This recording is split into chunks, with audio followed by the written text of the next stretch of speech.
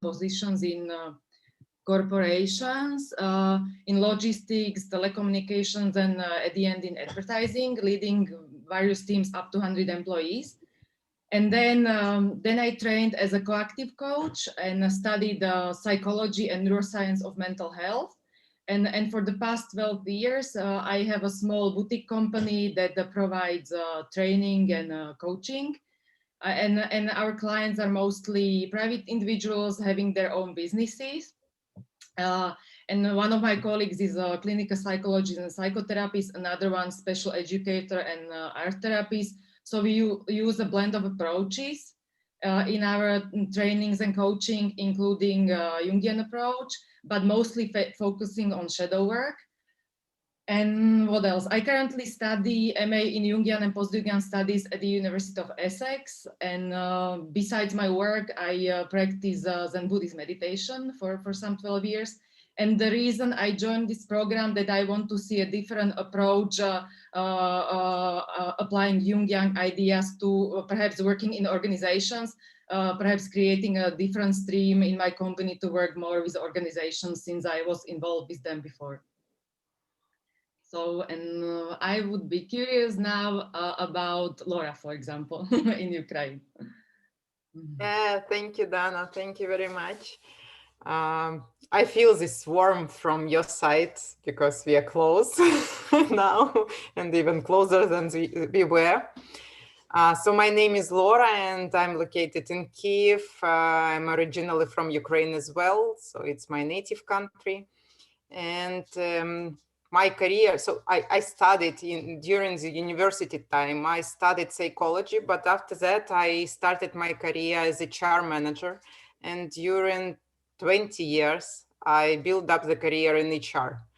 And during these 20 years, I worked for different companies and big industrial companies.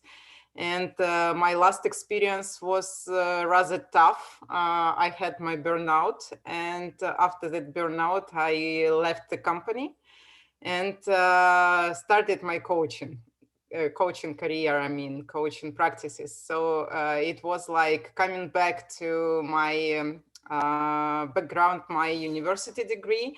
And then I also had some courses and some upskilling in positive psychology, coaching in transactional analysis, and now, and in parallel with that, I had my personal psychotherapy practice with my psychotherapist, and he works in Jungian therapy.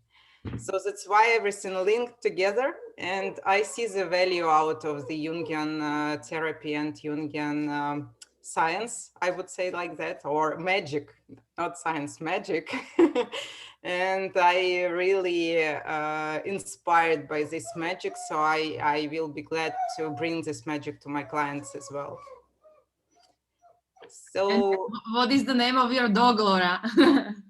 Dog, yeah, my dog Esme, and she missed me very much because she was alone during all the time today, and now she needs my attention and she requires it. So I will just take her on my, so she will participate as well.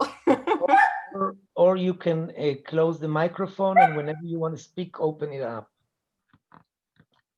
Thank you. Okay. Roll the ball. Yes, so Celine, I would pass my words to you.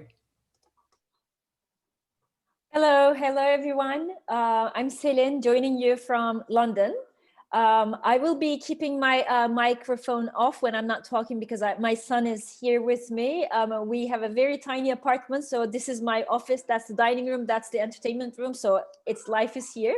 my love to Alp. Yes, I'm sure you're gonna get to see him, Avi, and he knows that we're meeting. Avi and Alp, my son Alp, has an existing relationship. Let's put it that way. I'm a alumni from the third generation in Istanbul, That was 1 year that I was in Istanbul, and it was the best thing that happened to me because I did want to be, I did want to go through the Jungian coaching program with Avi, but was not in Istanbul before. Long story short, I'm now in London, and I'm working as coach and trainer and consultant. I have my own company. I wish I was maybe as academically strong in Jungian theory as some of the stories I've heard so much, but I feel quite equipped because I've been a student of Avi since 2015, I am using Jungian coaching methodology, the tools, the toolkits in my practice. I do work with individuals, groups, and organizations, and they don't necessarily, I don't feed it to them as, hey, I'm doing something Jungian to you, but I do use them quite a lot. Lately my practice is mostly focused on resilience because of COVID. I think it's just happened that way, but I also work with individuals and groups to change their relationship with food. I have this fantastic program. I love it so much. And that program itself is a very Jungian program. It's a hero quest, actually, the entire program. So I'm sure we're gonna have some downtime. I would love to get to meet more of you as well, but I think that's enough for me now.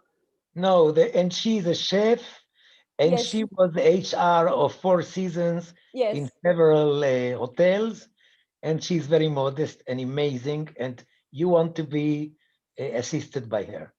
Roll the ball. Thank you, Avi. Thank you. I'm very humbled. Thank you. Roll the ball. So I'm looking, Nuria, she is my actually, what am I to Nuria? We're partners.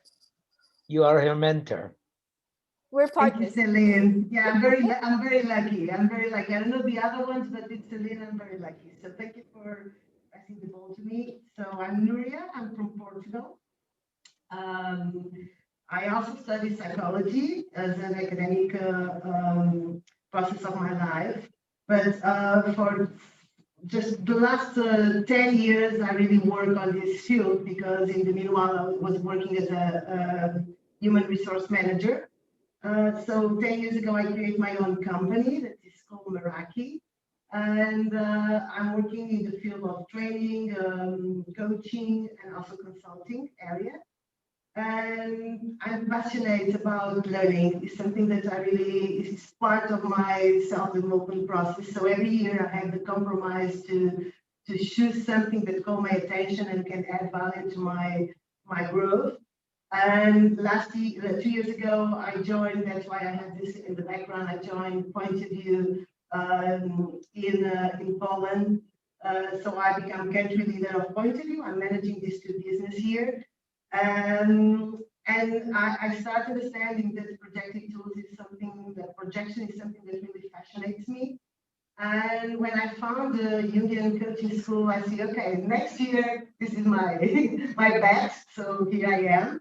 And where else? So yeah, I think we are going to have a good time together here. So thank you. You just forgot to mention that Point of View is also an Israeli invention. Exactly.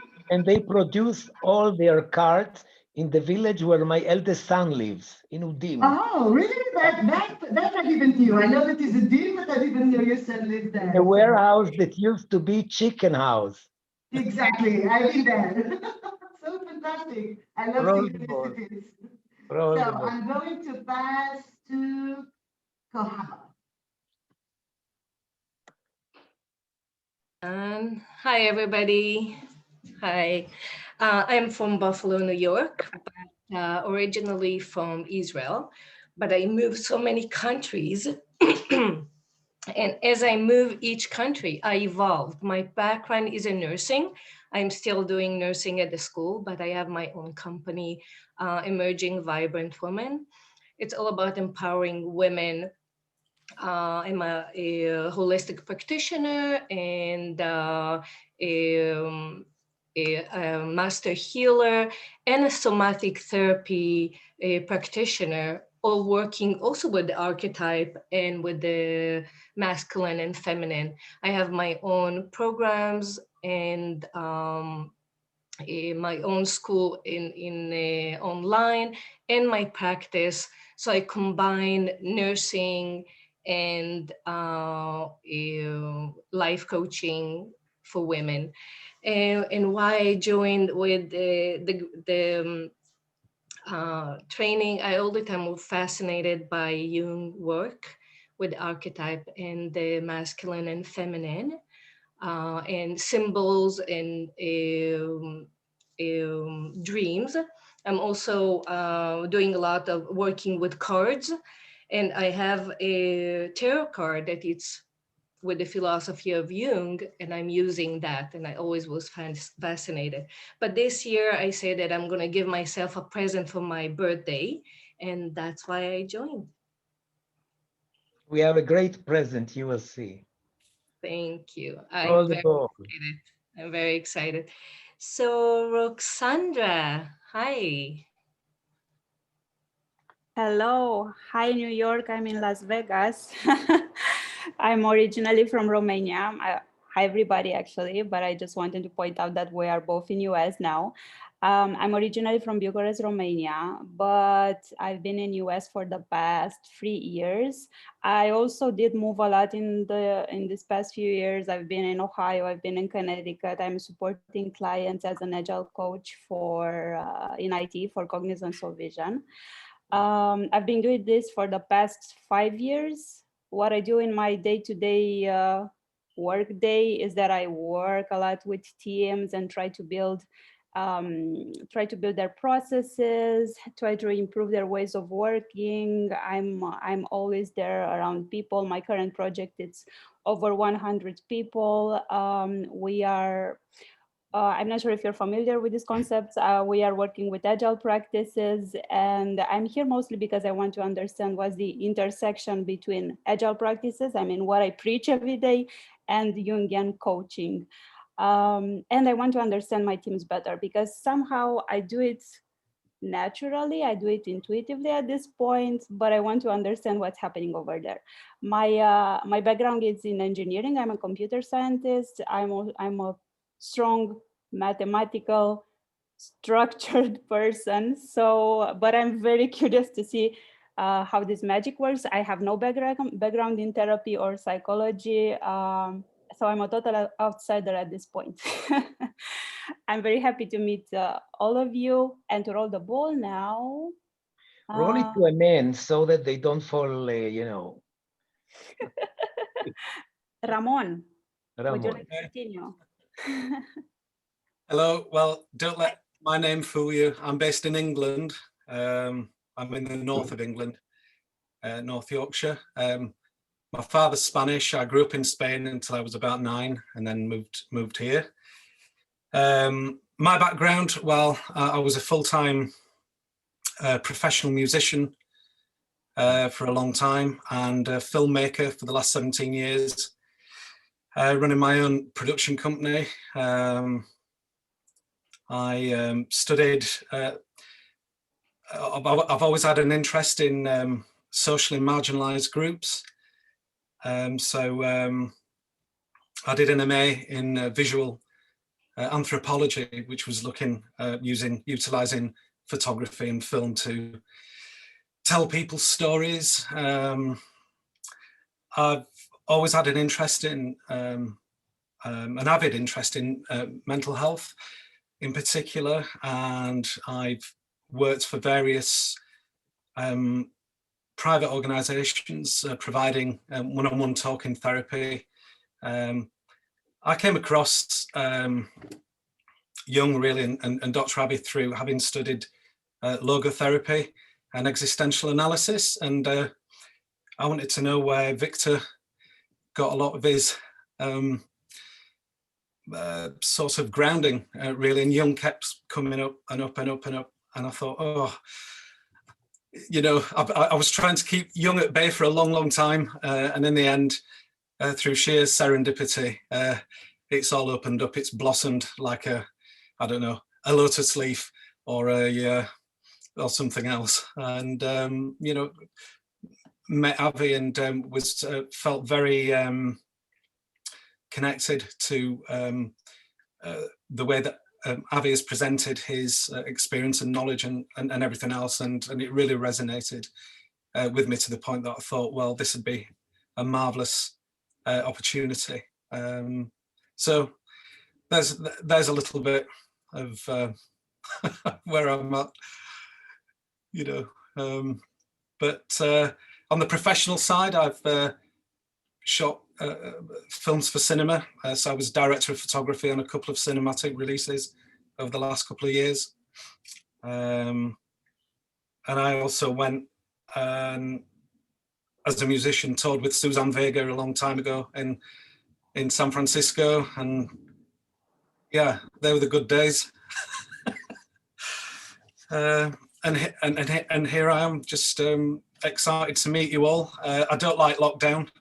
I'm an absolute antithesis to what it is to be an introvert. So I do like being out and about and talking and watching live music, theatre, all the rest of it. So I found this a bit of a struggle, I'll be honest. Yeah, so that's me up to now. I love nature. That's my healing and grounding exercise, I suppose. I like walking through the woods and near the reservoirs and the lakes that we've got up here. Ramon, yeah. We call it time group, which means your time is out. Roll the ball. I told you I could talk forever. So, all right, I'm going to roll the ball to Eva. Eva is nice. Okay. Yeah. Hi. And sorry if it seems I don't look at you, but because I have a bigger screen to see you all, because my Mac is tiny, so I'm not distracted, but it's just on the other way. So I'm from Italy. I live in Turin, in the north of Italy, and I have a degree in sport and management, but I never worked in this field. So the past, I think 15 years, I used to work as a coach, a prosperity coach and a speaker for a very big company here who teach how to become financially free. So I used to run a tour around Italy. I had 25 cities, and every 3 months I would start again the tour just to share the thoughts of the founder of the company, that richness is about mindset and not tools. And so I help our clients also to find the goals, to find the objective, to find the reason why, because money is just a tool to reach something else.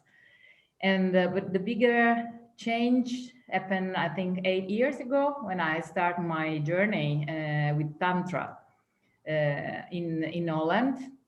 And it totally changed my life. I mean, I just found the missing point. I became a body worker, a tantric body worker, but then I got passionate about it. So I also follow other teacher, especially from Osho, some teacher from the Osho words.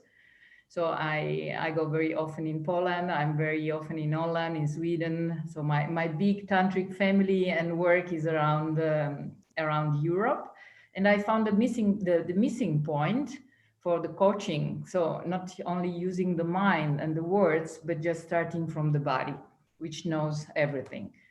But what I missed, what I also told Avi, was a bit of a structure. And I learned about archetype during some workshop I did with Puja Lab about primal, so childhood deconditioning and matrix, where we work with the archetype. And I got passionate about them. I read the books of Caroline Myss also, and I love Jungian work. And I was searching for a school to become a coach, so to have a bigger, a higher, or basically a structure, but I didn't want a normal one because I don't fit in normal things. So this is not normal. This is, I mean, more holistic. It works with cards, and it really resonates to me, talking about polarity, the masculine and the feminine, the feminine, the animus and the anima. So it's just a connection between what I've done and what I want to do in the future. I used to work more with women. That's also my mission, to help women and to work in the women empowerment. And yeah, and spread the truth about sexual energy, which is life force, and just yes.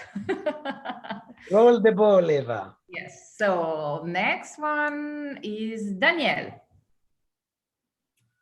Thank you very much. Welcome, everyone. So I'm Daniel from Budapest, Hungary. Originally, I'm an economist and an MBA, and my career was always like, I would call my career a patchwork career. So it's not a line or something like that. I was always playing between being a consultant and then being in the real world. What is important and what I want to share with you, that I spent around 12 years as an organizational development consultant and trainer and coach, working for the market leader OD consultancy company in Hungary that is called Flow Group. And my practice areas were change, leadership, communication, and all these things. But in the last 5 years, I was on the other side. First, I was CEO for 4 years, 4 seasons for the biggest Hungarian music venue and party place. But last year, you know, I got to move because of the lockdown, and now I'm CEO of a Hungarian-owned company that is involved in IT. We are a server hosting and cloud service provider. And why I'm here, you know, I'm just remembering my years when I was a consultant, and for sure I will be a consultant in I don't know how many years on. And I was just searching for something that is interesting, that resonates me, and also that is something new for me at least. And then I found this course. Also, I read some of the books of Jung, so I'm very much into it. So I'm very interested in.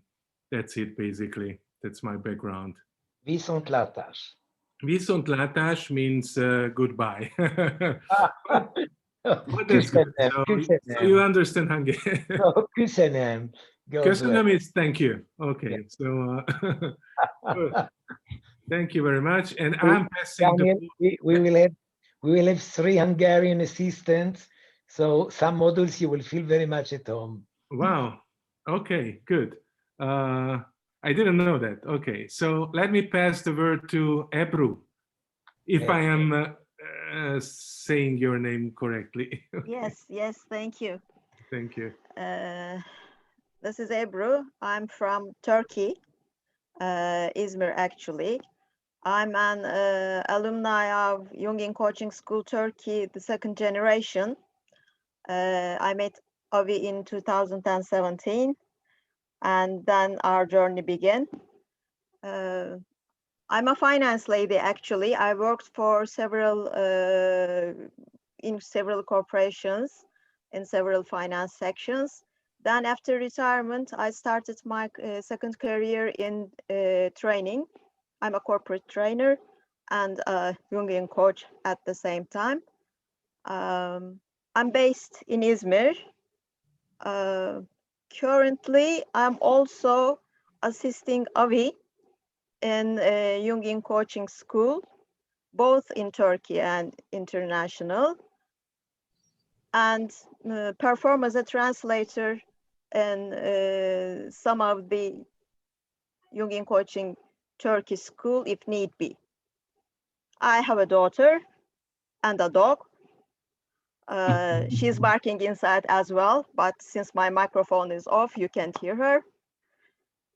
That's all from me. Thank you. I'm happy to see you all. I'm very excited for this journey again. Thank you. And you want to roll the ball too? Yanya. Yanya. Hello, I'm Yanya. I come from Slovenia. I live partly in Ljubljana and partly in Novo Mesto. I have a 10-year-old son.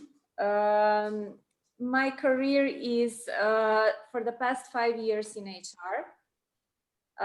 Previously, I was also a corporate lawyer, but my initial year was in HR, and this remained as my wish to continue my career later on, which I actually managed to do.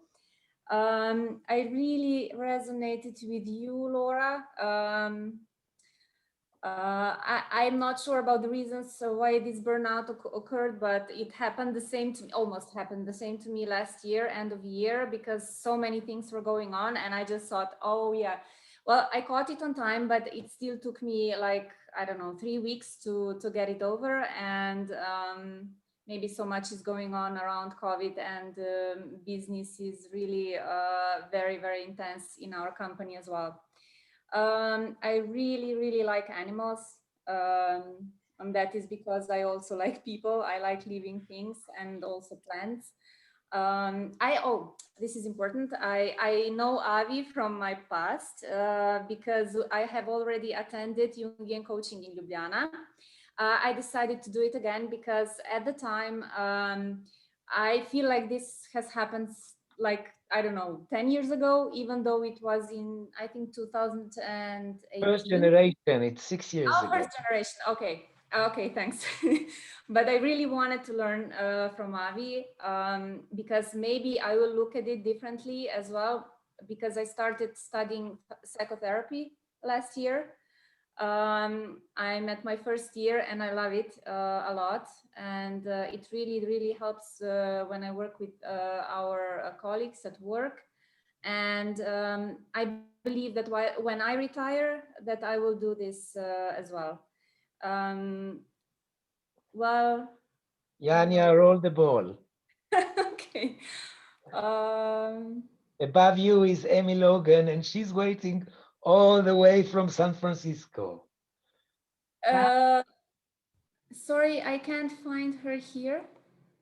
Maybe she's Amy. Okay, Amy, please. Thank you, Yanya. Gosh, well, Ramon, I just wanted to say I really resonated when you spoke up about the nature that you love. That really hit me because I love that too, and it has really helped me a lot during the lockdown, which has been so long here in the U.S. So I'm lucky that I live near lakes and mountains, not extremely high mountains, but nice ones anyway, and can go hiking and so forth. I live just north of San Francisco over the Golden Gate Bridge in Marin County. I'm an executive coach. I work with venture capital backed startup founders and their teams. Most of them are in Silicon Valley, creating our future, which is a little frightening. So I guide them to create humane technology and to create cultures that are high empathy, high performance. I'm a little burned out right now because I spent the last 7 months trying to get Joe Biden elected president of the US. And that was a lot of work. Before that, I was president of UN Women, San Francisco Bay Area for 4 years. And I've stepped away from all of my volunteer work just to focus on my own recovery from stress. and I've really enjoyed the pandemic personally because I needed some rest and I needed inner journey time. And that's what I've been doing. And I'm so happy that I was able to discover the Jungian Coaching School. I've been really interested in archetypal psychology and mythology for a few decades. Well, okay, so my background, I have a background as an entrepreneur myself. And after I sold both of my companies, I wrote a novel based on sort of a mythopoetic idea.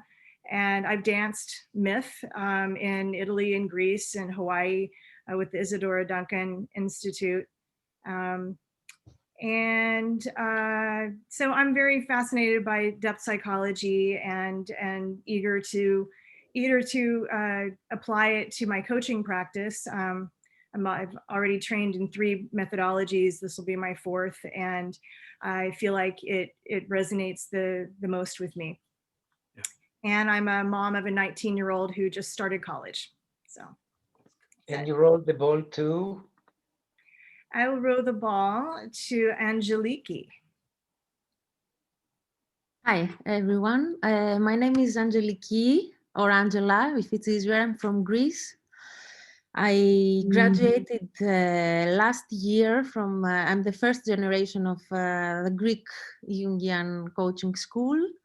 My background was strictly business until now. I come from a family business. Then I created a business with my sister, who is also a Jungian coach graduate. I fell in love with all the stuff that you are about to you fell in love with me.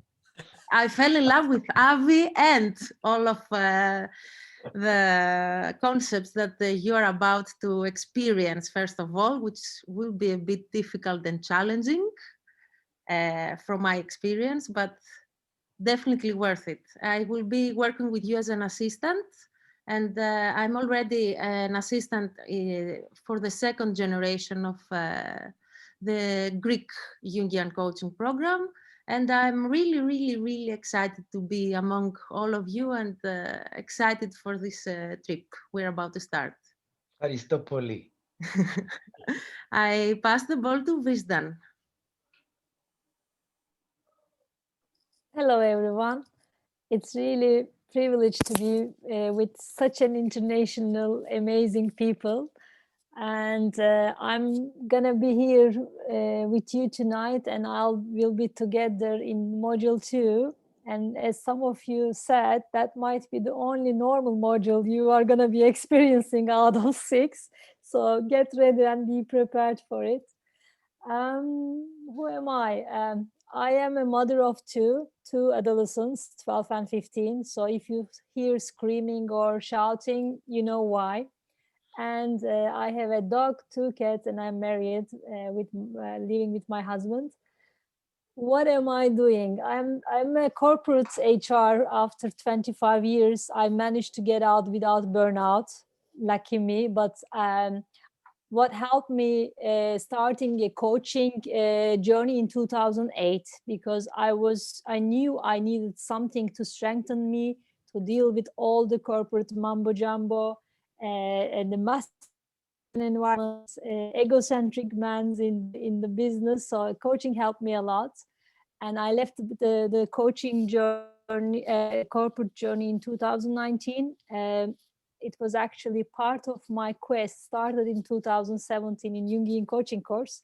Now I am doing my own business, coaching, mentor coaching, training, and also team coaching as part of my ORSC training.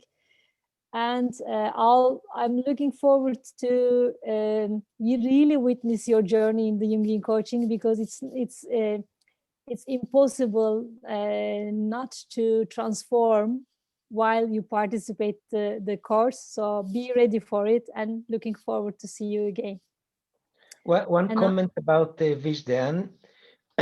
There is a discrepancy between students in the class. Some of you are certified, well-experienced coach, and others, as you hear, are doing this program to become coach. And in order to baptize everybody and bring everybody to the same socialization and speak the same coaching language.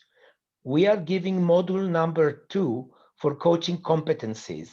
Vijden is the teacher. I will join passively, but she will run. She has been doing it in Hungary, in Greece, in Turkey. She's a great teacher.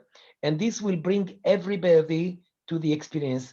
The added value for those who are experienced coach is that Vijden is teaching the competencies in a Jungian coaching approach, which means she will stress out what is in common in Jungian coaching and the ICF competencies.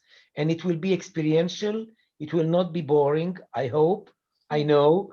And she's one of us. Also for the newcomers who are not practicing coach, she's giving after the program for very reasonable price, the 10 hours mentorship and the practicum that are required by the ICF. Thereafter, all you have to do is go for the online test, and you become accredited coach. So she is a very organic part of the program. She's been my assistant in Istanbul. We are good friends, and we are very, very beneficial to have her.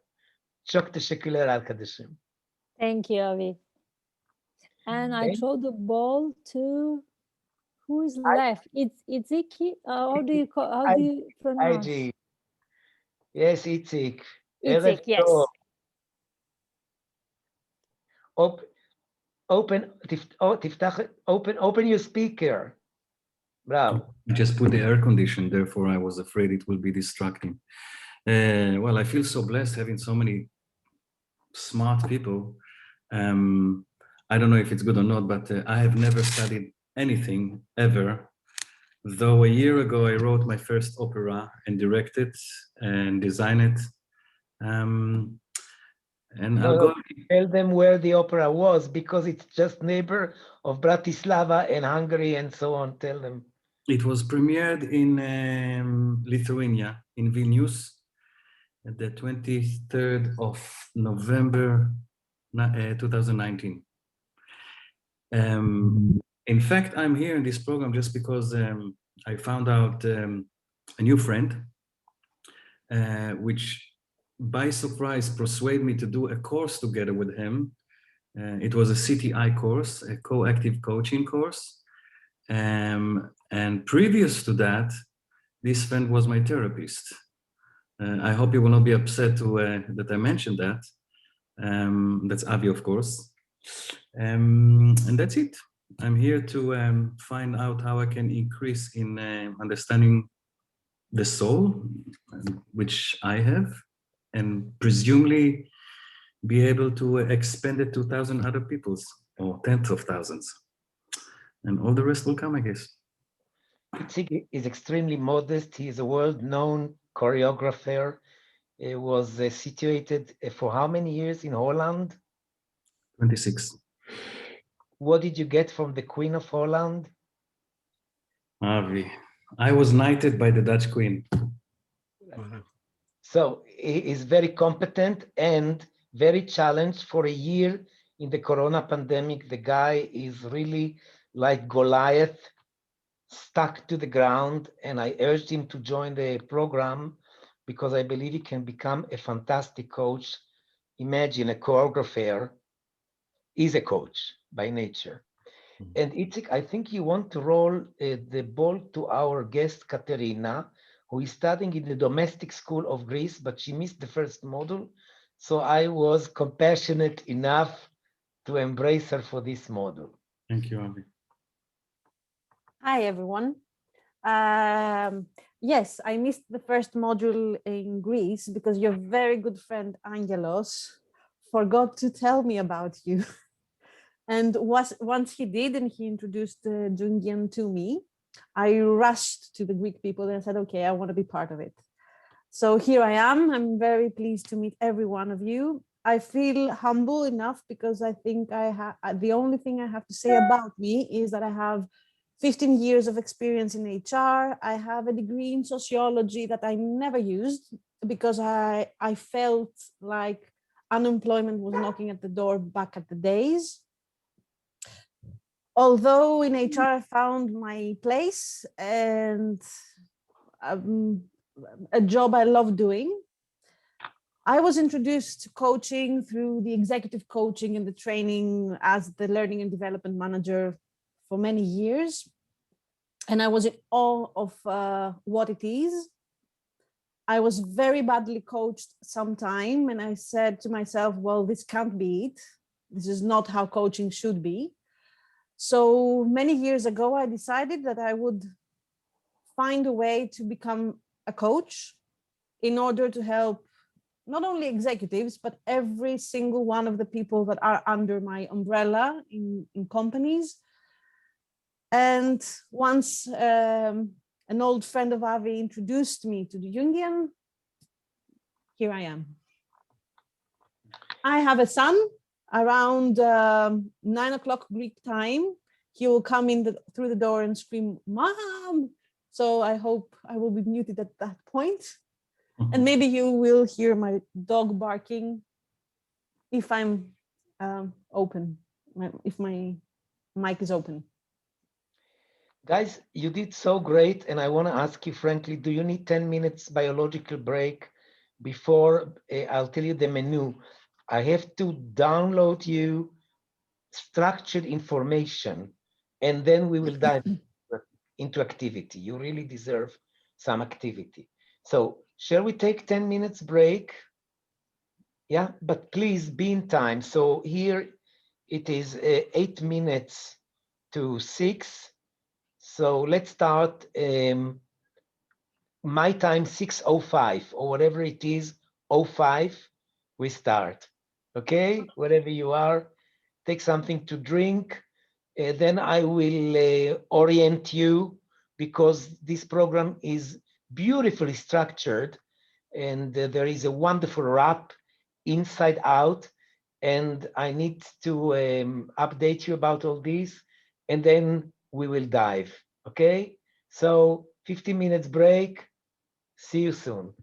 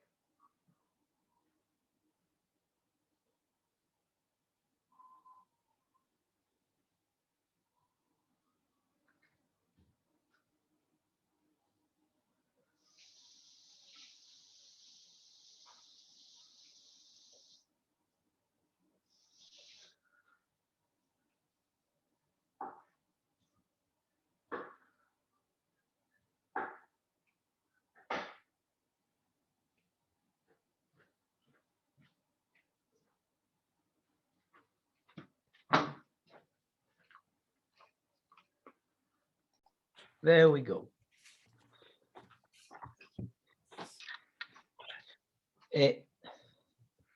So now some orientation. In this program, we have 11 assistants, representatives from the 4 domestic schools. In each module, we will have 3 assistants. This module is Vishdan, Celine, and Ebru. And their job is, while I'm lecturing, to come up with questions, to encourage you not to be shy, to be the barking dogs for the theory. Nevertheless, when you will work, and you will work a lot in trios, in break rooms, they will join you in the break rooms. Sorry, also Angeliki. Angeliki, Vijdan, Selin, and Ebru. We get extra Vijdan today because she's a teacher. And they will help you in the break rooms, because most of the practicing work you will do in the break rooms with the assistants. So because I cannot be everywhere, they will represent the authority. Also for the ICF requirements, they will be observing your work, and they will fill up. In every module, you will have at least one observation written. You will get feedback, and you will accumulate it so that when you graduate the program, you will have an accumulation of all the observation forms for your coaching practicing. But this is a holding system from outside. From inside, you did great job in volunteering one of your colleagues or friends to become a volunteer coachee.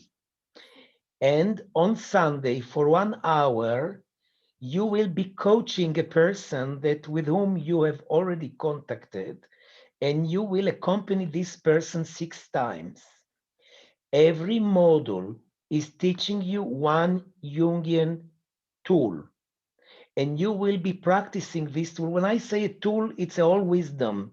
The tool is only the stimulus, but this tool you will practice with your coachee. Here I want to say something very important ethically. We are not working with guinea pigs. We are working with human beings who are seriously giving themselves, surrendering to your trust. Sometimes, because of our tools, things open up. I do this job almost 8 years, and the feedback that I keep getting about Jungian coaching, that it's very strong, very fast, and very profound. It's its benefit, but it's also its drawback, because we are shakening people. I'm a bit exaggerating, shakening, not shakening, but I want to take the option and to tell you, please be generous. You are all experienced. If you feel that your coachee needs another session, set up in a meeting. And please write down my comments to you, because what I tell you now is not necessarily written in what you got from Tanya.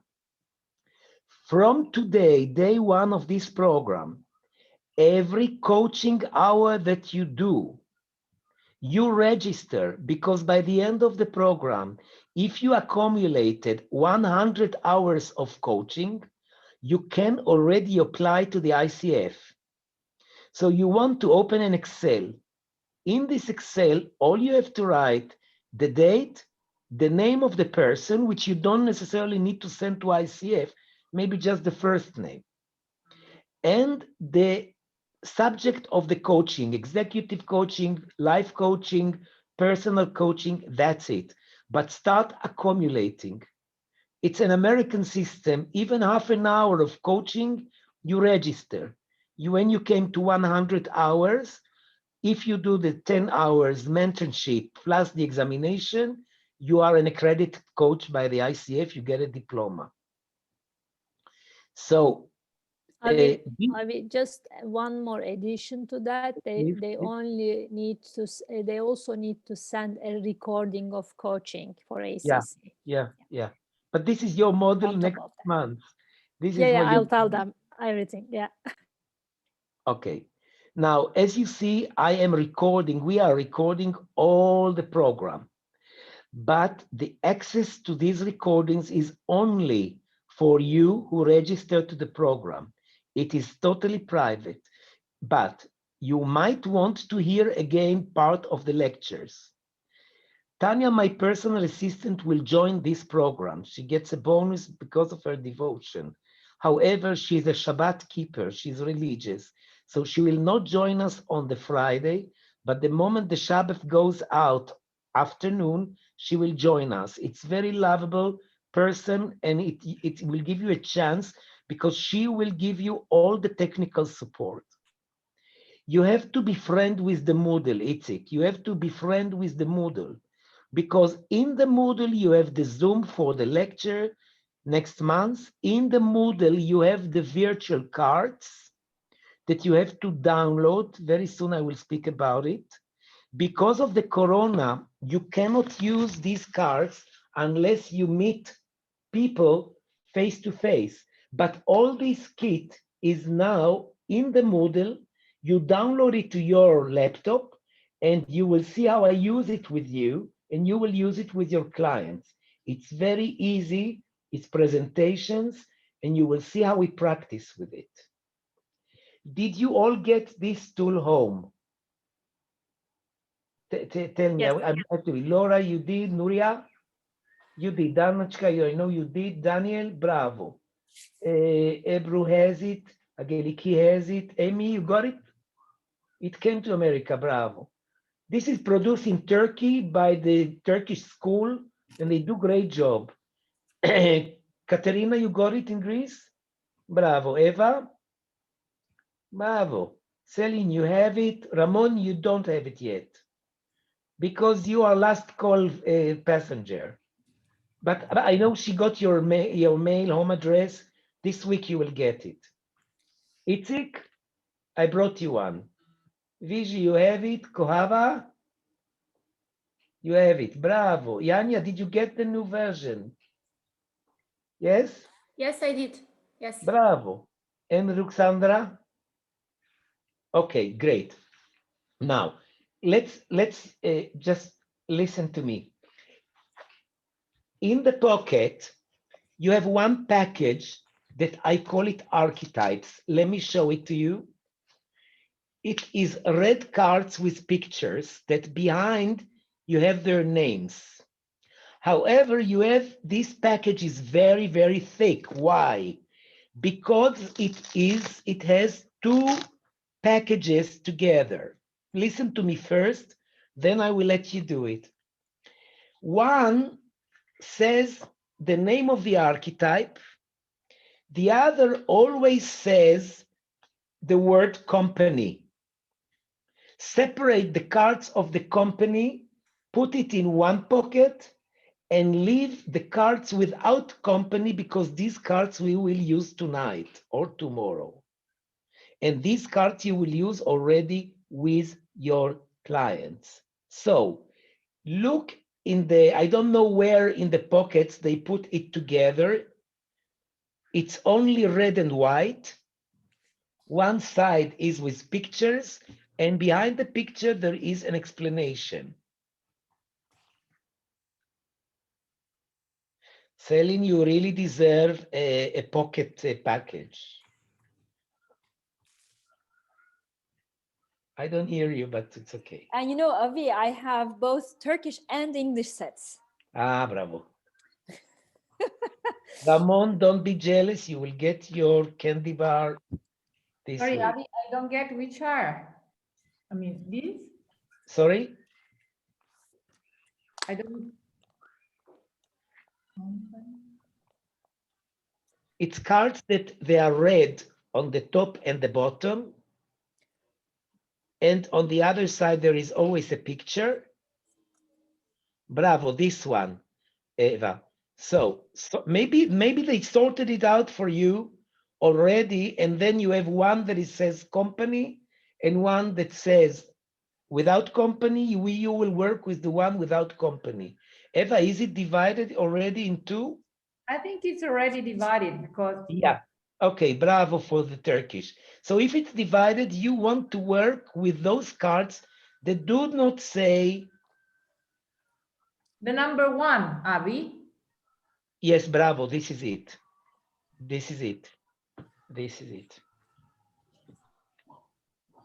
I am not sure I'm following. What is number one?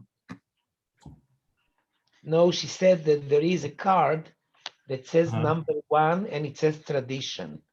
I see. Now, for your practical use, I recommend to you to take a marker and write on one of these AR archetypes, so then you know to sort. And each module I will tell you what to write. You see, this is the feminine cards, the masculine cards, and so on. So what you want to do is to have the AR, the archetype cards. We will use them later on. Just leave them aside, and I will go on with the instructions.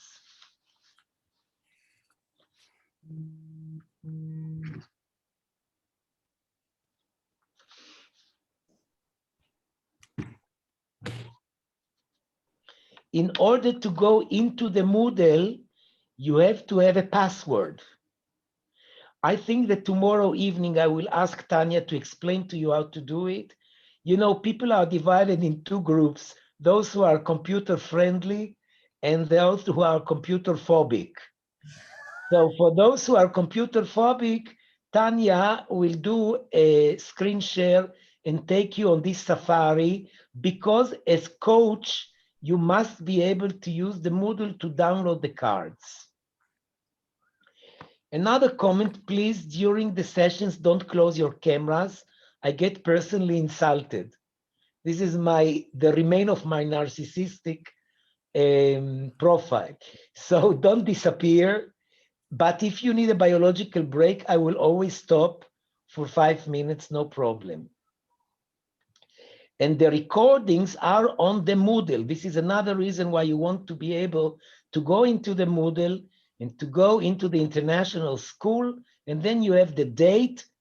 So today everything is recorded.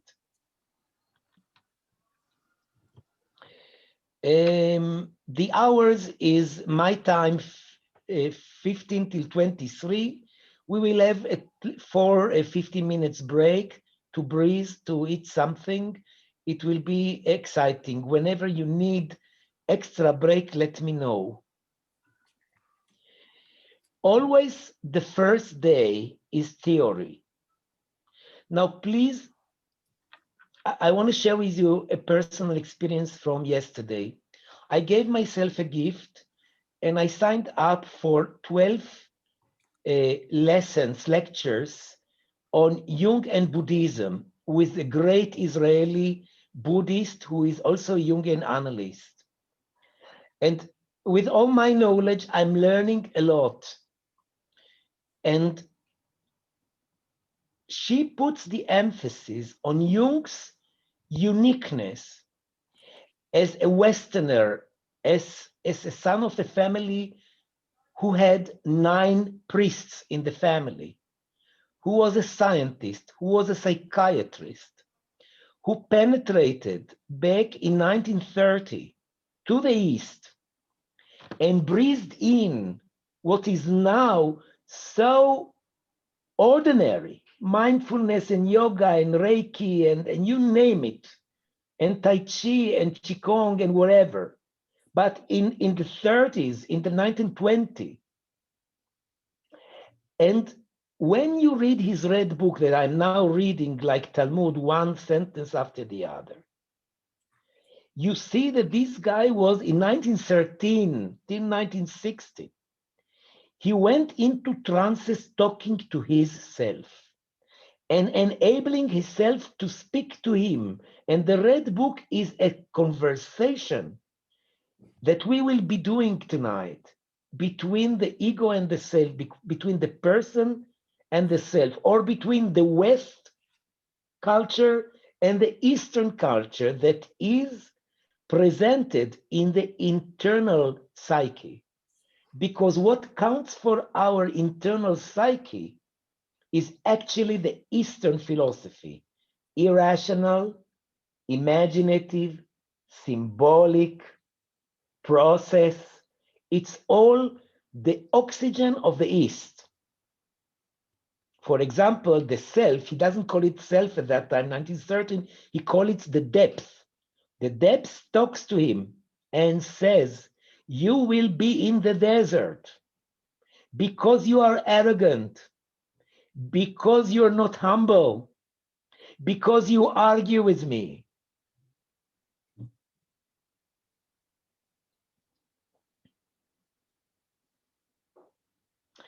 So it is quite challenging for you as Westerns to absorb the Jungian approach.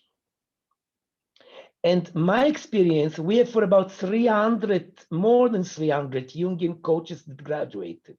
So I have experience, and I'm teaching 40 years. The obstacle that you're going to face is not intellectual. Although you will say, I don't understand. Although you will say, Avi, this is too many concepts. This will melt and assimilate in your Western understanding. I'm not worried about understanding. The real challenge is to incorporate emotionally what the Jungian coaching or the Jungian knowledge is challenging you with. And for this, we need to create a class that is not judgmental, that is not cynical, that is not arguing, that is accepting, embracing, tolerant, and processing. And if I am sometimes restless or sometimes rude or brutal, it comes from love, and don't be afraid to confront me. Don't be afraid to confront me, because while I'm teaching, I also have a shadow. So each one of you has a shadow. Jung says the bigger the tree, the more you're active, the bigger your shadow is. And one of our shadows is our inferiority, because the Jungian coaching will challenge you to experience, to share, and most important, to encounter with psychic material that you used to repress and not to touch, starting from tonight. So you're welcome to stop, you're welcome to argue, not only with me, but in the break rooms, because the more masticando, the more you are digesting it, the more you will love to work with it. First day is theory. Second day, we apply the tools. Third day, in the first 2 hours, I wrap up. You jump into coaching session, and then we have 3 hours to digest and to supervise you. Now, here is what I say to you. Please write down comments and remember. You will always say to your coachee, I'm a student for Jungian coaching. Don't try to be doctors, Mr. Know-all, arrogant, and leaders. This is not coaching. Coaching is enabling your coachee to lead you. So read together with your coachee. Try to understand together with your coachee. The more your coachee works, the better coach you are. What is your opinion about this picture? Why do you think you chose this picture? How does this picture resonate to you? Let's read the text behind. What does it mean to you? People that are being coached in Jungian coaching, they are empowered. And you are just Turkish Airlines tourist. Chai, coffee, burek, omelette. You just, it's a triangle. The coachee, the coach, and the Jungian kit. We learned in co-active coaching that every coaching session looks like a fish.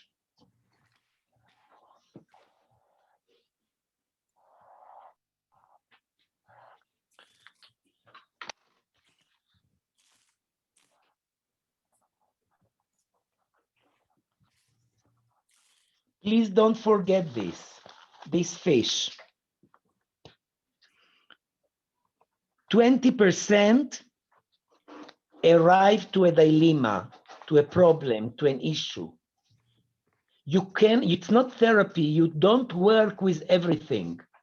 You want to be congruent. You want to be precise. what brings you? What do you bring this session with you? What do you want to work? And here is my first tip. Always ask your client to summarize the dilemma in a one sentence. So you interview, you show curiosity, you resonate, you mirror. By the end of the 10, 15 minutes of 1 hour, you say, so let's summarize it in a one sentence, because this sentence eventually will lead you to choose which cards to pick up. It's like in an Italian restaurant. You come to the Italian restaurant, the waiter, who is a professional, speaks to you and says to you, why don't we start with an octopus? Okay? He understands that you are hungry, you want masticante to choose something, he will offer you. See how it tastes for you. You know, and when you start with this, he comes back with a little 5 shrimps. Okay? So this is the idea. The idea is to realize what is the dilemma, and then 80% working with the cards. The cards are the coach, not you. You have to know the cards. You will experience the cards. If you don't know to swim, you cannot teach swimming. Itzik will tell you, if you cannot move, you cannot be a choreographer. Itzik can sit in a chair in a one set, he jumps and he stands on the chair from sitting to standing until his back paralyzes him. And then the last 20 is homework that you do not impose on your client. The client needs to take over. However, you will have sometimes practical, professional suggestions that are deviates from the Jungian coaching practice. The old assistants like Celine, you don't know this, we developed, but you will grab it very fast. This is a bonus for you to join in, because we have all kinds of extra tools, little tools. Any questions up until now?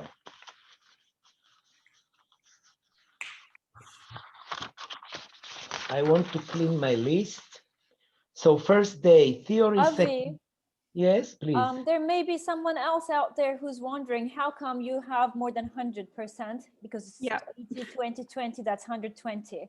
So, because I'm bad in mathematics, it's 10, 10, and 80. Thank you. Speaking about shadow. And because I'm generous and I don't stay, you know, if the client needs more 10 minutes, voila, with good heart. So first day theory, second day tools based on the theory, then coach with client and supervision. Now, there are quizzes in the module that are not obligatory. I suggest to you that you will do the quiz, except Dana and Amy that did it already, you will do the quiz with your mentors. And this is a good reason to explain what you will do with your mentor.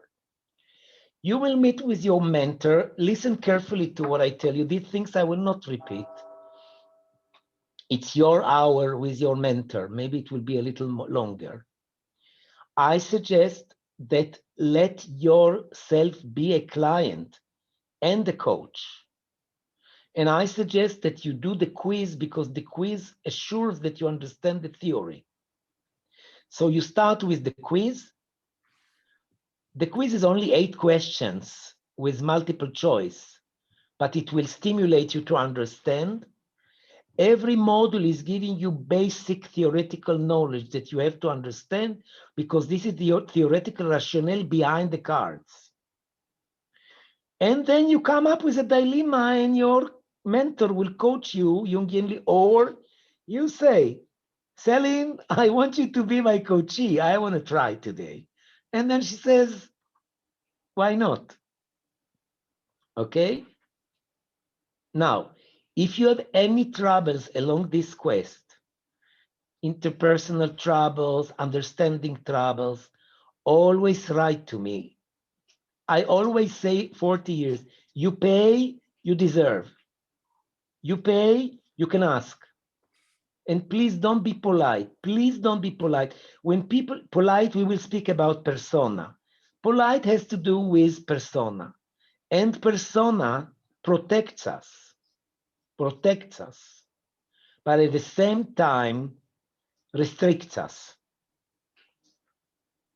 Now, this is time to apologize in advance. I have a habit. I share my personal life with my students. I bring a lot of examples. I hope you will respect and appreciate it and not look at it like I am a pervert or a extrovert, because I'm not. I'm an introvert. But I think that when I give you examples from my daily life when it is relevant, it verifies, it illuminates, and it needs to encourage you to be open in the break room. Always after break rooms, we will have an assembly, and I will ask people to share, to ask questions. And please, I want to tell you another important thing. If you didn't understand, always assume that somebody else didn't understand.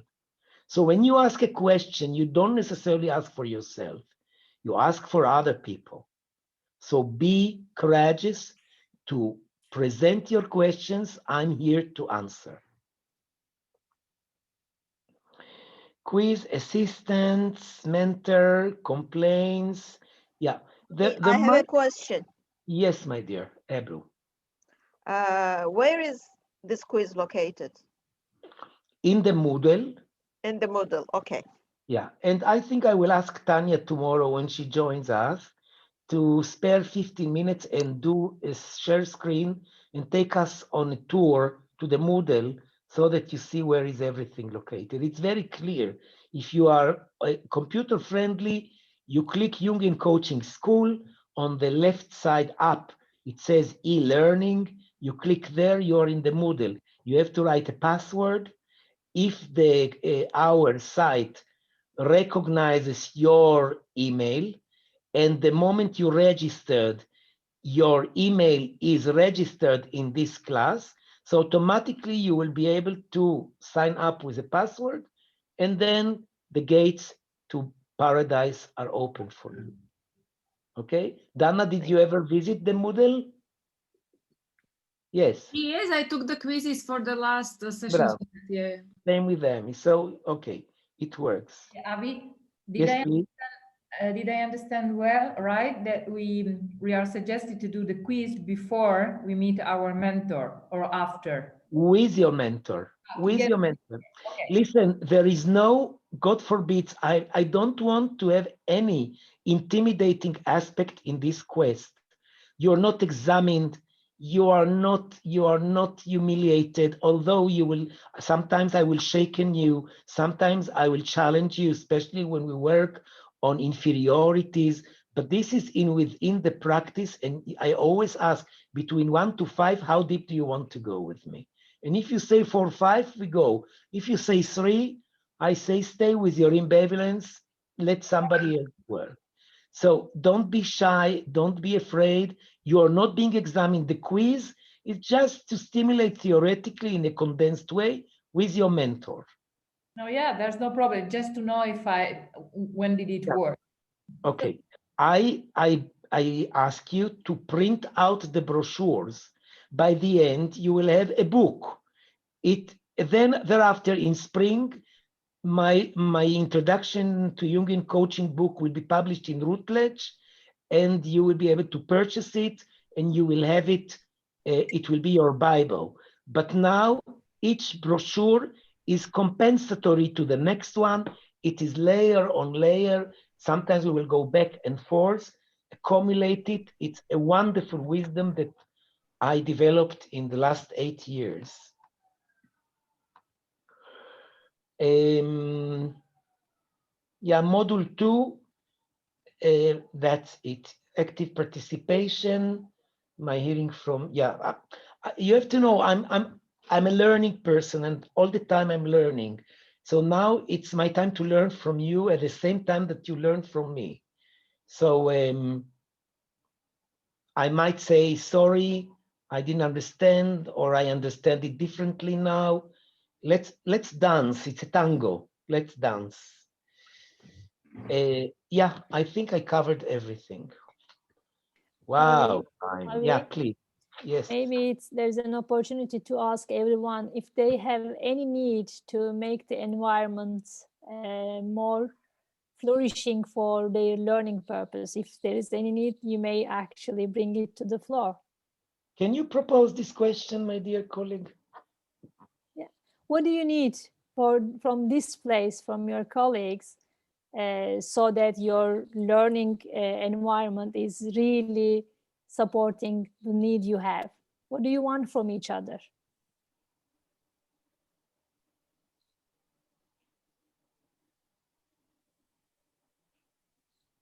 I would suggest from my side that it is important for me to keep the safe environment and to bring the support, the personal support to each other.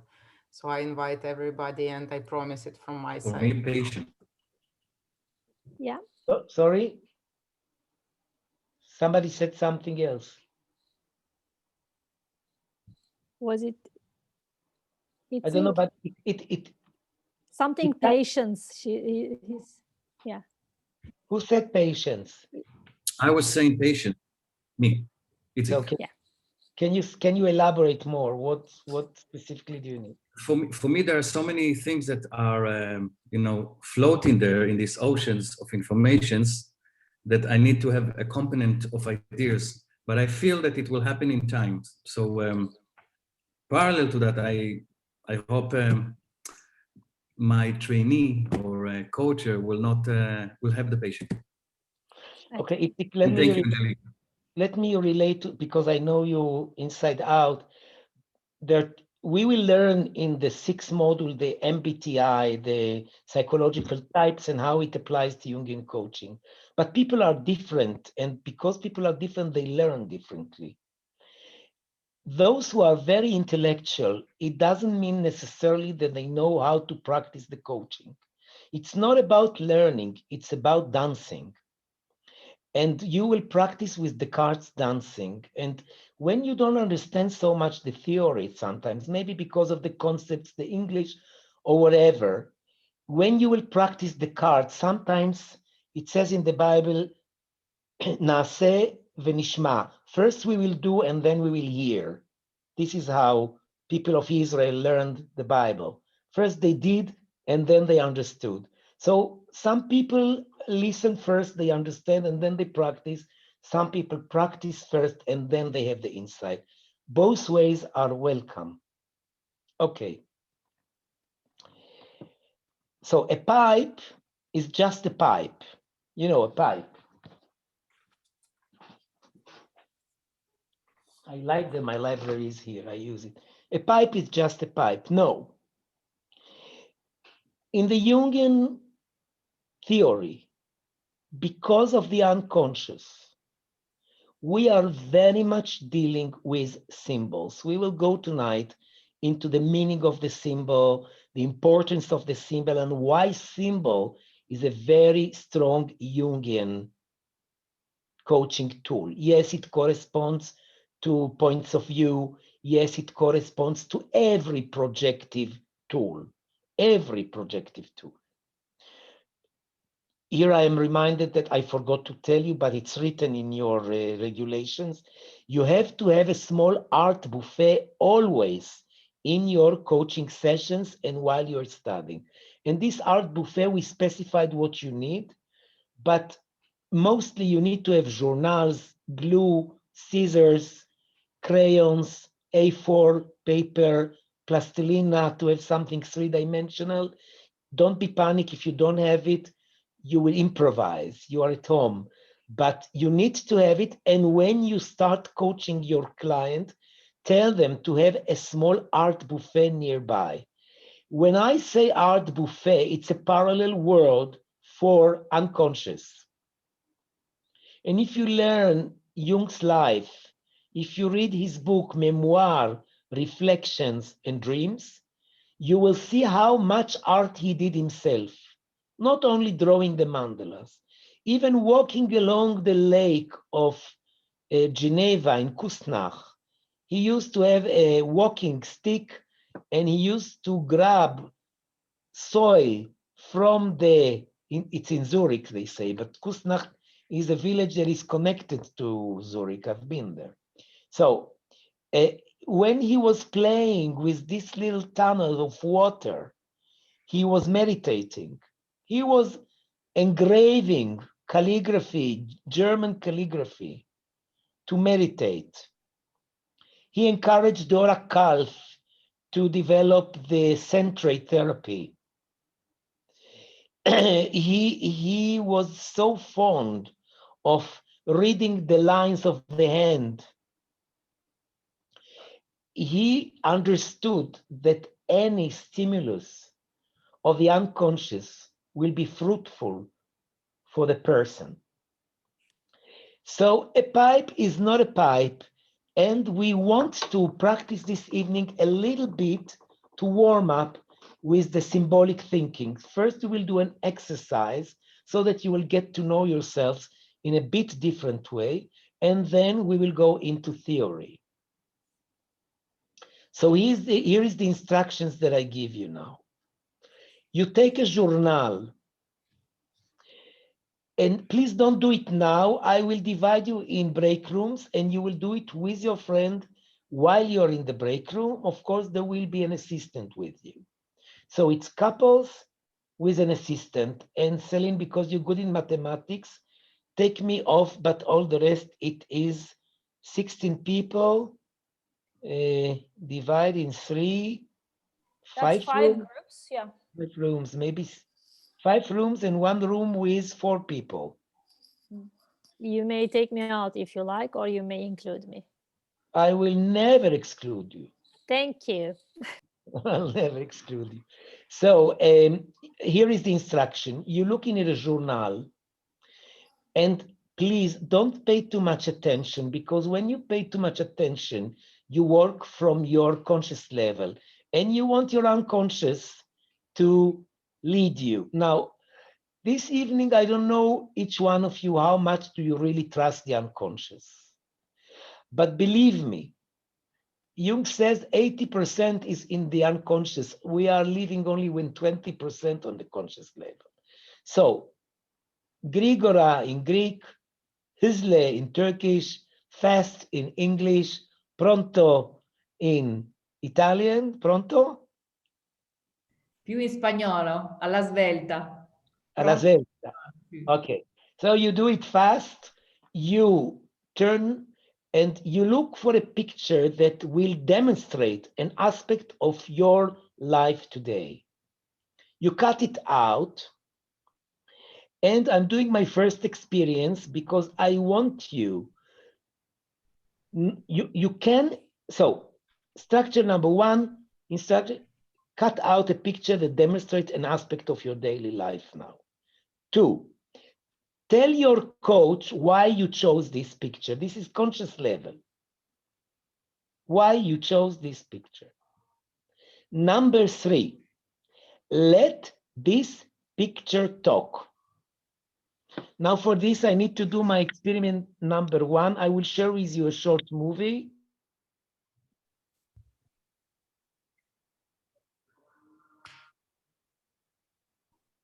We lost your voice. Your voice, you can't We hear. lost your voice for a second.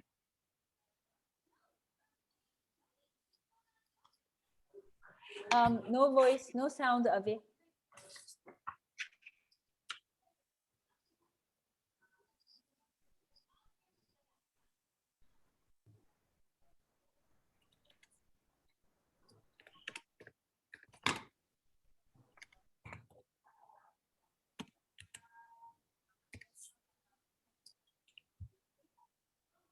No sound.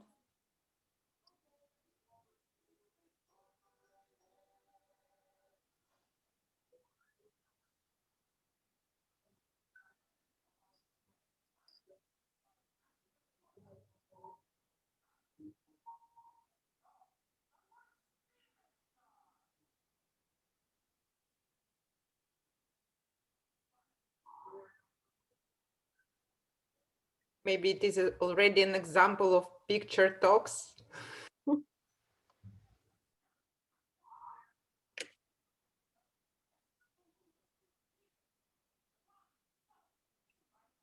Oh, nothing. Nothing.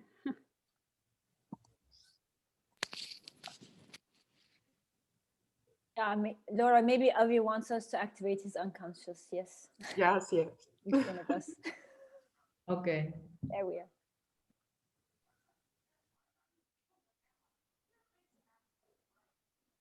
Avi, we don't hear you, dear.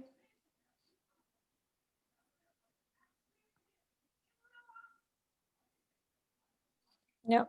Nope. Now, Yes. Yes. let's see if you hear the movie also.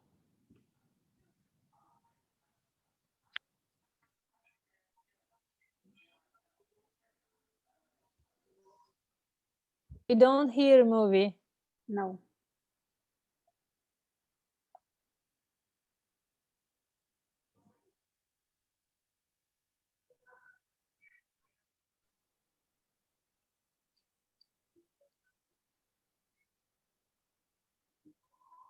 Avi, we don't hear you.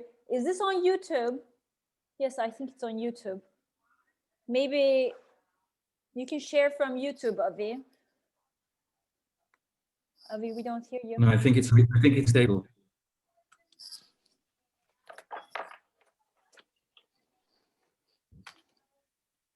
Avi, we can't hear. No.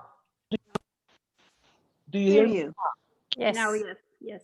Okay, let me share with you the technical challenge. I have here a Yabra. No, it's gone again. Out again. You're gone.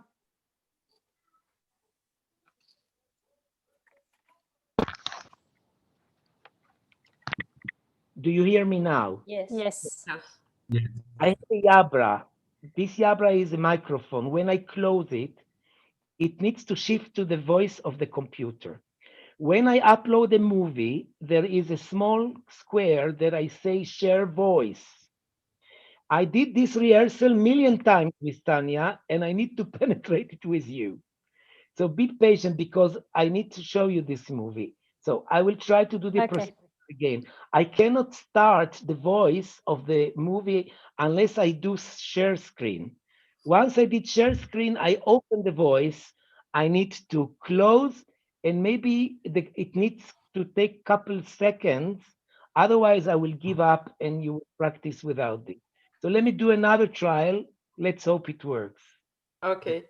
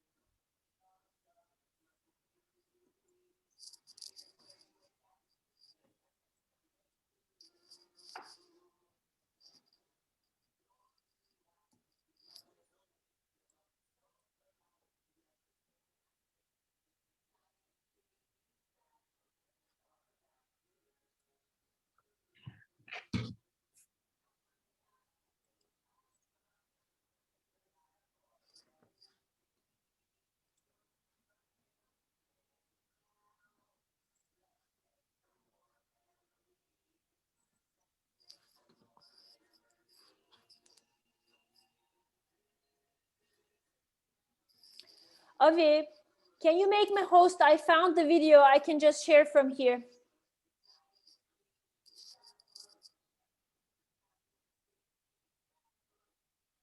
Do you know how to make someone else co-host? If you make me co-host, I can just share, or give me the permission to share screen. So I can share the screen and show the video for you. Did it work? No. Vision, I sent you, Vision, I sent you WhatsApp. Does it work? Please be online. Yeah, it's not fair. I wouldn't have stayed. Okay. So I will practice it tomorrow again and we'll see. I'm sorry. Avi, Celine has a suggestion. She found the video. Can you make her co-host so that I will show the video. Share? Yes. Bravo. Yes, wait.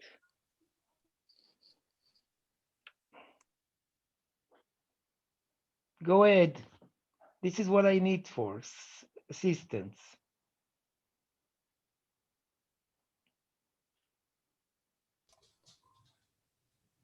They have to improve. It's too complicated.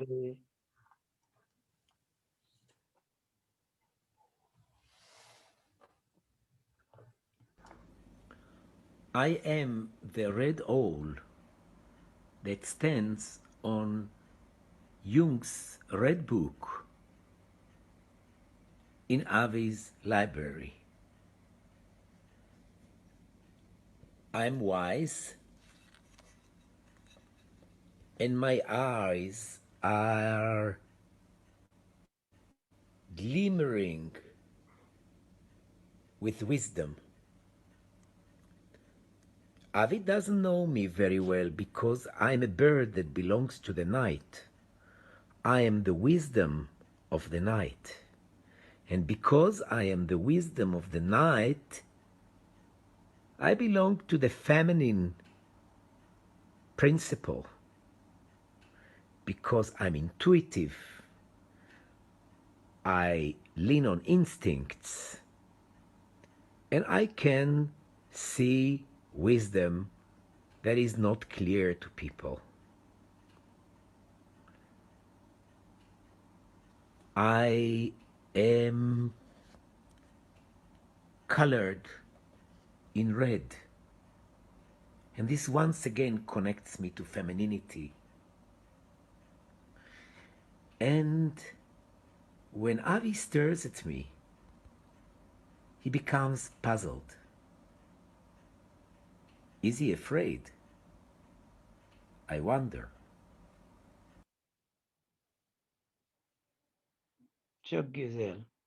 Okay, so this is a demonstration how you activate the art.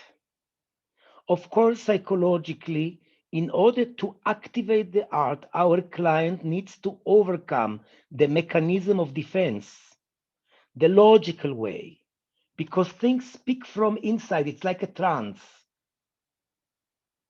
But the moment we overcome the resistance of the client benefits a lot. Tanya did send you 2 chapters of my coming book. One is activation, lean on the technique of Jung, active imagination. And the other one is about symbolic thinking.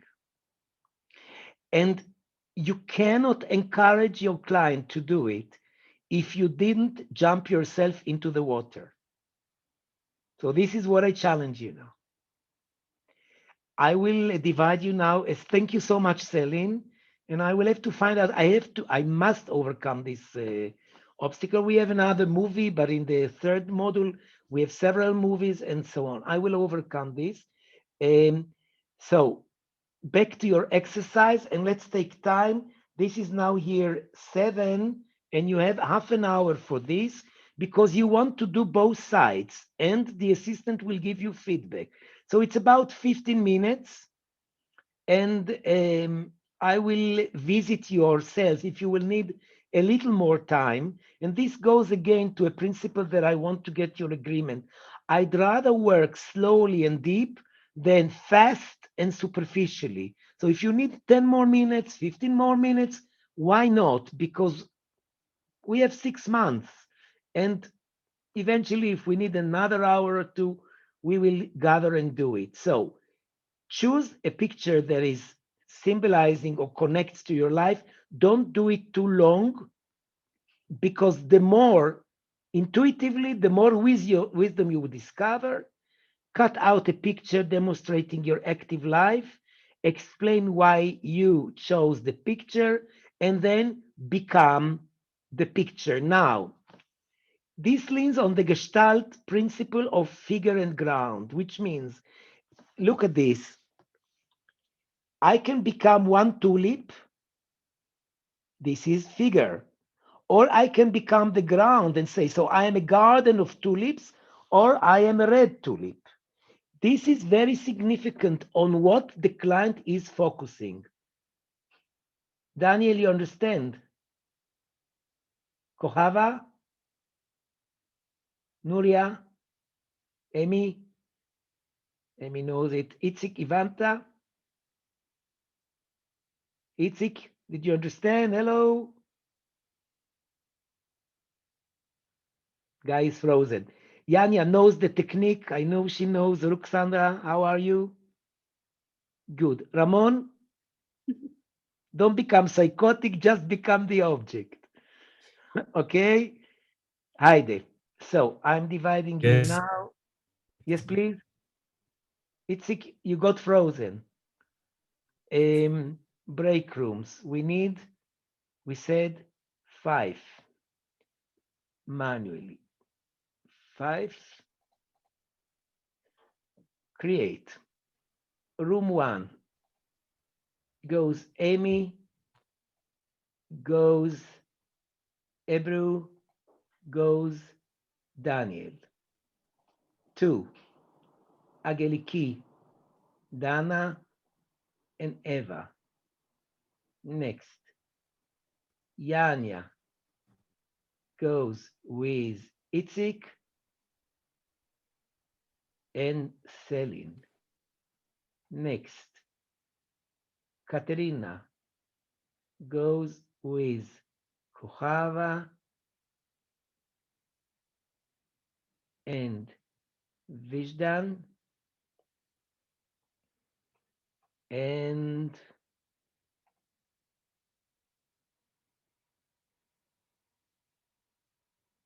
how come Itzik is not there? He is here. I see him. I see him. Yeah, but he didn't go into the room. Because he was offline, I think.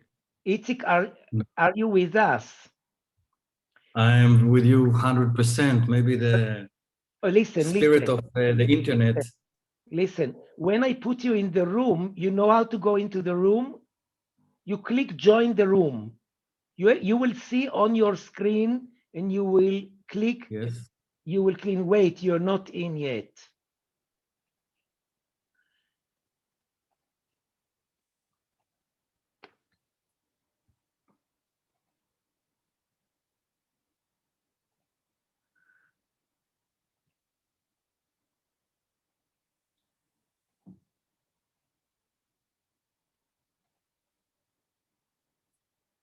אוקיי, איציק, תלחץ על join the room. בראבו. אוקיי, עוד פעם לא.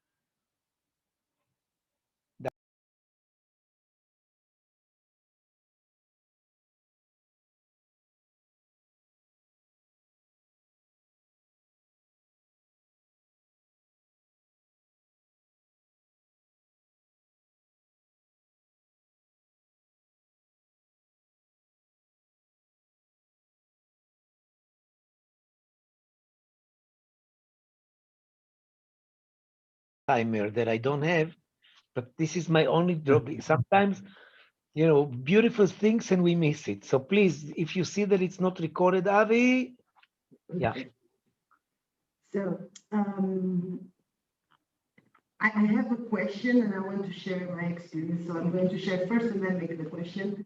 I'm very used to reflect through image, but one thing that I realized is the quotient mind and the ego is very strong, and sometimes they don't allow us to go deep.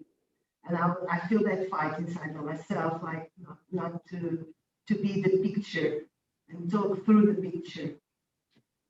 So that was a challenge, but also a realization. And also how fast and deep can be a reflection with a random picture, and also give you immediate return of something that you can do to go to the next level. So I really appreciate this structure. And the question that came up to me that I already had before coming to this training is about symbols. Because we are going to talk about symbols all the time, and there are symbols that are like common symbols, and we can have intuitively a meaning to the symbols. But it came up to me lots of symbols in my picture, and Celine made me a very nice question in the end. Where is she? Oh, she's not. Oh, she's with a mask, so that's why I didn't recognize her. And she asked me, okay, as a coach, try to look to the symbols of your picture and what they can. So, Nuria, because I'm going to dive with you in the theory and we will define what is a symbol, maybe you keep this question, and in the theoretical part, I will remind you here is an answer to your question. Thank you. Okay, I'm not avoiding, not escaping.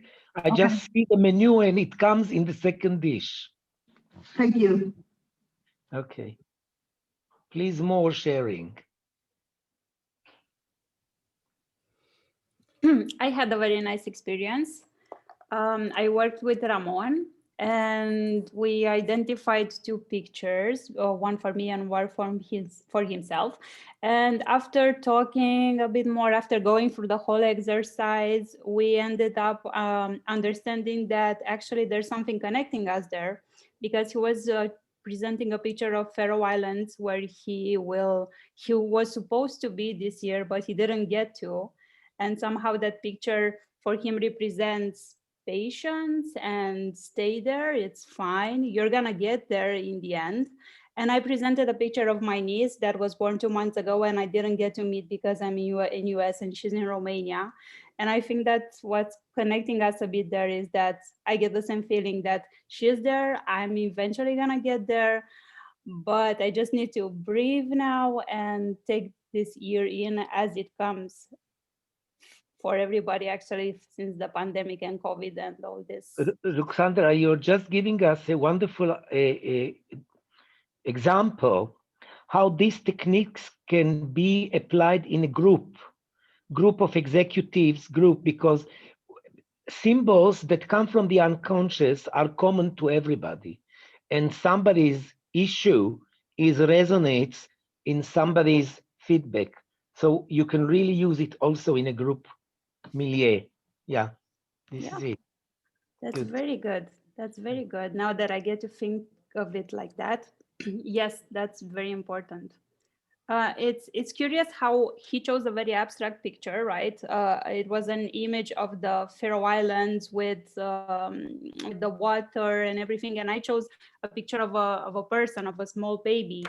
That's not that abstract for me. It's you actually see a face. It's a person. It expresses something. It's a newborn.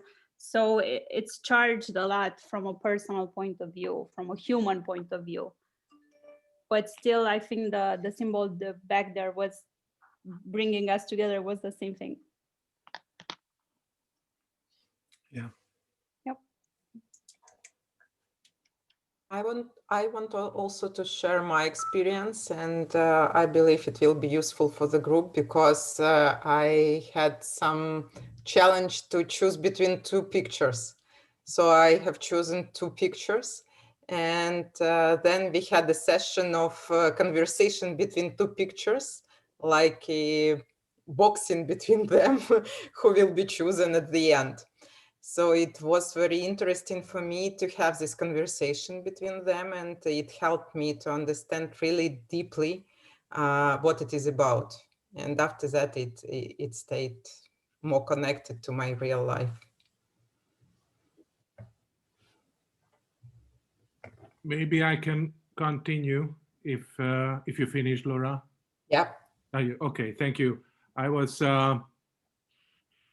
with Amy and Ebru, and my picture was this guy. Maybe you can realize him. This is Colombo, and it's still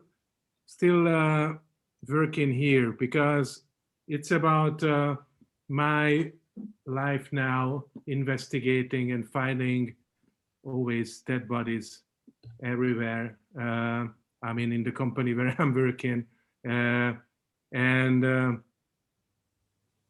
also the other thing is what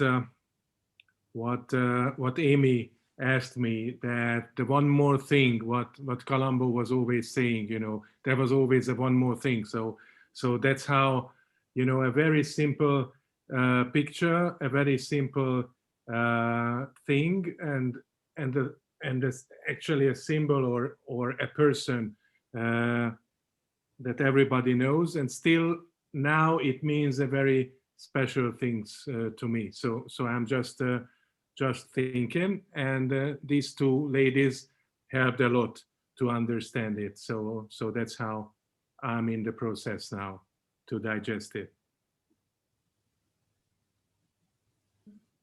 Can I share? Okay, I was really impressed how deep just starting from a peak could lead. And for me, it was just a confirmation about where I am, but also receiving a new insight that it's really, really helpful just to be aware of what to do and how to interpret the situation. And the other things is just unbelievable how a picture of something that is totally not relate with the feeling. So it was when I was on the other way around that it seems picked by chance, but then lead to get in touch with something very deep, and how it can help to get in touch and to work with emotion or something that you rationally know, and that's what happened during the stuff. And I was really touched by the power of it, and how can be useful to work with suppressed emotion. So normally we just acknowledge where we are, but without really feeling or giving the right space or the right meaning of where we are. So I was really, and also about the speed, how fast can be.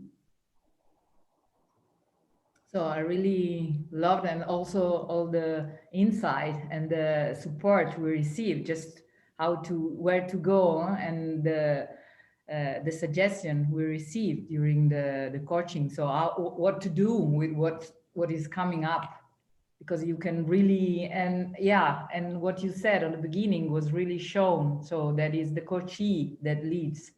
So you can have your questions and knowing where to start, but then it is following what the coachee brings and where to go. So just being very present and being able to follow and to give space for what is coming up. So thank you. Thank you to Angeliki to lead us. Maybe I'll follow up because I was with Eva, and just to explain my experience. For me, like, I stumbled across something that I rationally knew was going on in my life, but I somehow didn't have time to be with the feeling. So I experienced like strong connection with the feeling of sadness or disappointment that I had. So through the symbol, I managed to get time be with my emotions. So that was very strong. And thanks to both of my mentor and coach. And Avi, perhaps will we have somewhere like sample questions to lead it forward? For example, like Angeliki used some, questions to go to one direction or another. So will we have it in the literature? Okay, thank you. Sorry, I have a question about what Laura shared, that she said that she had two pictures. So how does it work when with the coach she just bring, okay, I have these two and I cannot decide? You see, this counts also for Osho cards and all kinds of cards. Sometimes the unconscious is giving us two images. It's like in a dream. And we don't need to decide for the unconscious. We need to let the unconscious work for us. So the best when there are more than one pictures, instead of helping the client to judge from conscious level, you let the two sides, the two images speak. And it was such a dramatic moment. I was there when the two images of Laura, one of the image, said something that Laura changed her color. And it was crystal clear that this image is the one that needs to dialogue with Laura. Okay. Also, Itzik brought a picture that had 4 components, A, B, C, D. And Laura asked him, with which one of the components you want to talk? And the unconscious knew, and he said, this part. And this part happened to be the inner voice. Now, for Itzik, inner voice as a stage performance, inner voice is something that sounds, but as a Jungian coach, I know that one of the synonym of the self, the God, the wisdom, the wise old man is the inner voice. So of course, when he dialogued with the inner voice, he got material from his wisdom. Okay, so whenever there are two, and you will have a lot of this, for example, when we work in assessment with these cards tomorrow, you ask deliberately the client, choose 3 pictures.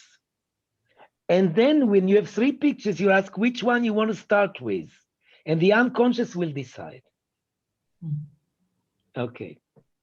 And I would also add one more point to here, that from the beginning of the exercise, I underestimated the importance of physical activity with the journal. I mean, I make my choice about the pictures, but I didn't cut them from the journal. And when I did this cutting from the journal and make some other actions with the pictures, it makes me like diving deeply in this interaction, and it led me to feel the connection with the picture. So it is really important to make these physical activities. What Laura tells you is very, very deep in expressive therapy. The moment you nominate an image, it is part of your flesh and psyche. You have to respect the image, not let it stay in the brochure, not it stay on the, you have to embrace it. You saw that in the movie, I'm taking the owl and I'm holding it in my hand. You see, this is very deep because in the Holy Bible, 3,500 years ago, in monotheism, it says in the 10 Commandments, thou shalt not do a sculpture of picture of an image of the God up above on the sky, on the ground, and underneath the water. The Jewish sages, they didn't want fetishism.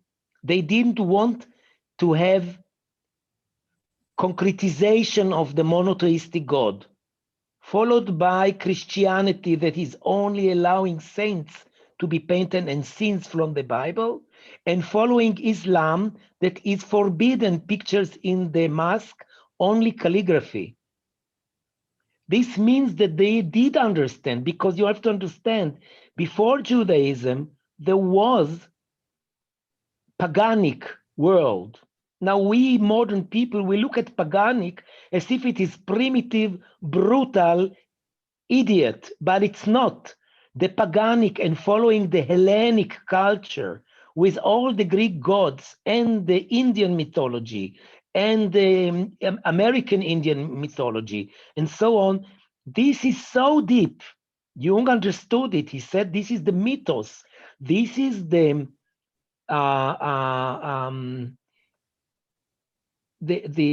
map of the psyche.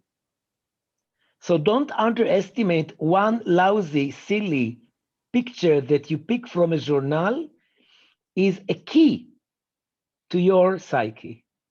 Bravo. Laura, I told you, in 6 months, you're a leader. You're great. Yes, please, anybody else wants to share or come up with your voice?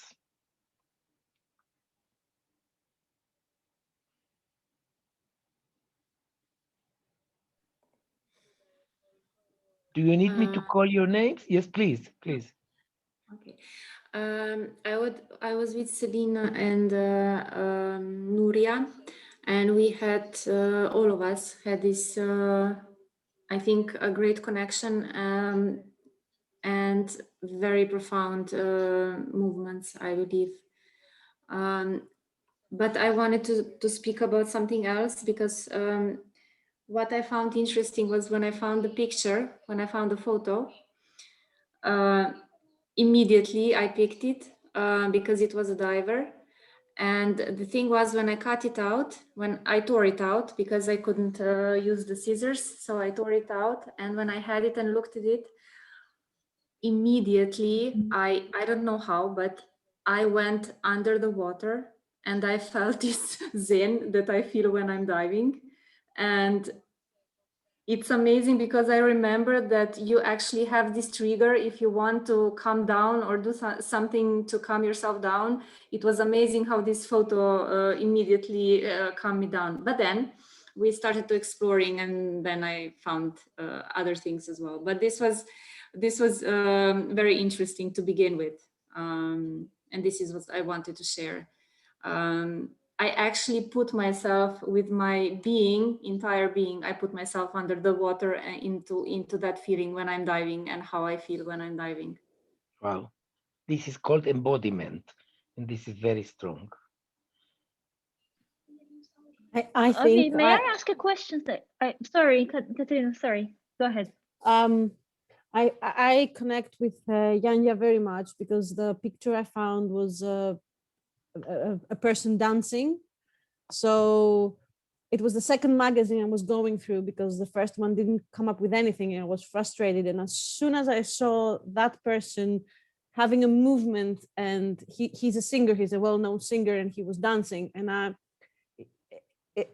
I completely related to the second. So I just tore the picture up and said, this is it. So I really relate with Yang Yan what she felt as soon as she found the picture. And it gave all the emotions. Celine, you wanted to ask something? Yes, if I may, actually, Katerina, thank you, because it just made my question even more important now. It's about the application of this online coaching, because when we are with the client, when they are, in the art buffet, when they are going through that, choosing the image that will speak and whatnot, we are there witnessing what is happening in the process of that, expression coming together. But here in the Zoom, like Yanya, I mean, I wish I was there to see you, because that could have maybe brought, I felt something about that picture being torn, but because I didn't see it happening at the moment, I didn't even inquire. Now, as a coach, I'm noticing that it was my insight. I should have stayed with that. But as Katerina was also explaining, if I'm the coach sitting there, I could have seen it, but in Zoom, we can't. So yes, but Celine, you have to train yourself to be a bit this polite, and you have to say to your client, can you distance a bit, I want to see, or can you do like this to your computer, so that you can see most.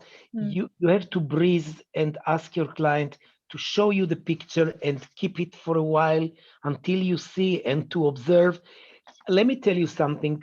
The corona, I wrote, you know that I wrote a big article back in March, which is a year ago, and I predicted all this. Lady Corona, yeah. When the shadow archetype met Lady Corona, and I really predicted everything. I don't know where I had the intuition that it will not be a short crisis. Now, we have to make lemonade out of the lemon, and we have to rape the Zoom for our and for our clients' benefit. So make this through the contract that, sorry, I will interrupt you. Sorry, I want to be with you. And what you just said to Yanya, I wish I could see this. I'm so sorry. This is very, very valuable that you care, because we need nowadays so much to care for each other. We really need to care. Now, I want to give you some tips, unless Amy wants to say something. No, okay, dear. So I want to give you some tips, and I think this is, you have to write it in red. I will go slowly. This is so important for the cooking. One, how do you say loud in your language? I will ask each one of you the word I am. Itzik, how do you say in Hebrew I am? Open your microphones, guys. Open your microphones. Io sono. In Hebrew, ani. Ani. Ani. In Greek? Egoime. Egoime. Egoime. Nuria? Yo soy. Yo soy. Yo soy. Ramon? English or Spanish? Yo soy in Spanish and I am in English. I am in English. Daniel? Én vagyok. Én vagyok. Én meaning I, vagyok am. Én vagyok. Laura? Vagyok. Yeah. Yeah. Just yeah. Yeah. Yanya will say yasam. Yasam, yeah. Yasam. Eva Di Piero, how do you say in Italian I am? Io sono. Io sono. This sounds already a song. Io sono. Nuria, you said? Yo soy. Okay. Similar Dana? to Spanish and Italian. Dana? Yasom. Yasom. Kohava, I am. I am. Ebru. Ani. Ebru? Dan. So, guys, this is your coaching keyword. The client needs to say, I am, when he becomes the tulip. I am the red tulip, and I have 3 leaves, and they are red, and they are sharp, and they contain my black seeds. And my black seeds are great potential. And I'm penetrating through the twigs of the green leaves to reach, but somehow I'm blocked by a gray framework that restricts me. Can you speak the tulip, not Avi? Can you speak the tulip to the frame? Yes. I'm touching you so sensibly, but you're so rigid. Why are you so rigid? You restrict me. I'm containing you. I'm not restricting you. I don't need your containment. You have to encourage your client to become. Guys, this is very deep. 1923. A great Jewish philosopher lives in Berlin. In 1935, he moves to Jerusalem. He was saved. Otherwise, he would have ended in Auschwitz.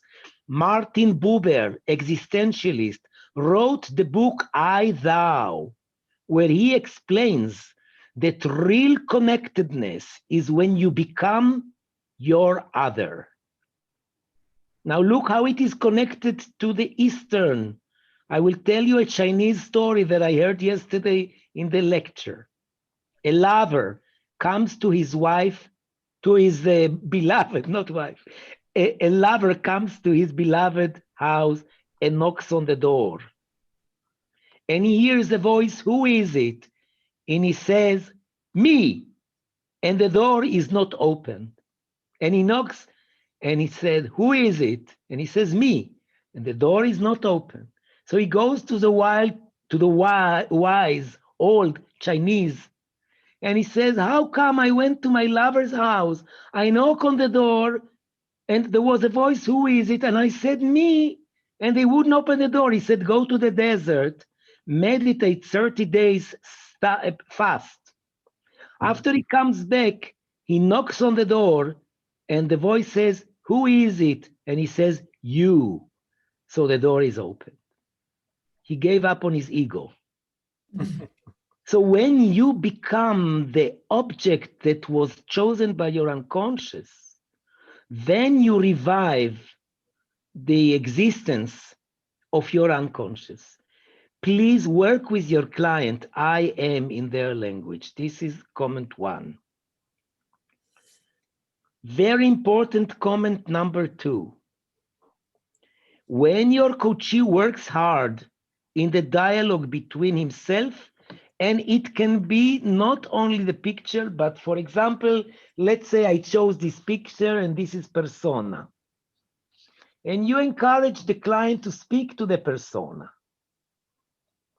So when the client speaks to the persona, you don't think about your overdraft in the bank or about your how much you are hungry. You're not sitting aside. Your job as a Jungian coach is to listen a very, very critical listening. And when the client reveals a sentence that is psychodynamically important, that has important impact, that has important meaning, how do you know? Because you identify, because you are witnessing, because you care. You quietly say to your client, repeat it 3 times. Why 3 times, my friends? First time, so that the client listens what came out from the unconscious. Second time, so that your client understands the meaning of what he said.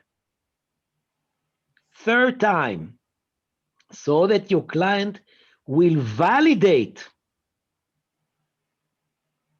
what he had just understood. So you simply say, repeat it 3 times. Let me tell you a secret. By the 3rd time, the client will have tears in the eyes.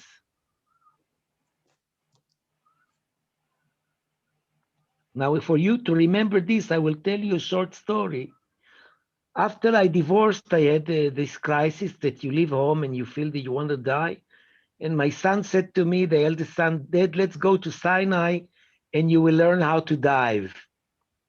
It was December, we went to Sinai. I was alone in the PADI school diving. I had a French guy, he was my coach for diving. Okay, I'm a chubby, I'm a bit fat. First exercise, we go inside the water with weights. And the water arrives up here. And the guy says to me, you throw the belt on the floor, take a deep breath of air, dive to the ground, pick it, put it on your back tight, and come up. I throw it, piece of cake. I go in the water, I come out, I cannot breathe. He goes, you do this again now. I throw it again. I go in. By the 3rd time I said, sorry, he is in charge of my life. I'm not coming out unless I put them on my back. In the Bible, in Christianity, in Islam, Allahu Akbar, Allahu Akbar, Allahu Akbar. These 3 times is a great wisdom. You knock on the door 3 times, you make trials 3 times, and I explain to you my understanding. Listen, understand, commit. So please, yes, it can be every second sentence because the client wants you to connect to his awareness. The third comment, which each one is very important, everything please write in red. You are facing as coach an obstacle, and the name of the obstacle is narcissistic need. If they pay you 100 euro per session, you want to be efficient, you want to be wise, you want to be clever, you want to be dominant. This is not coaching. Coaching is enabling your coachee to benefit from your presence.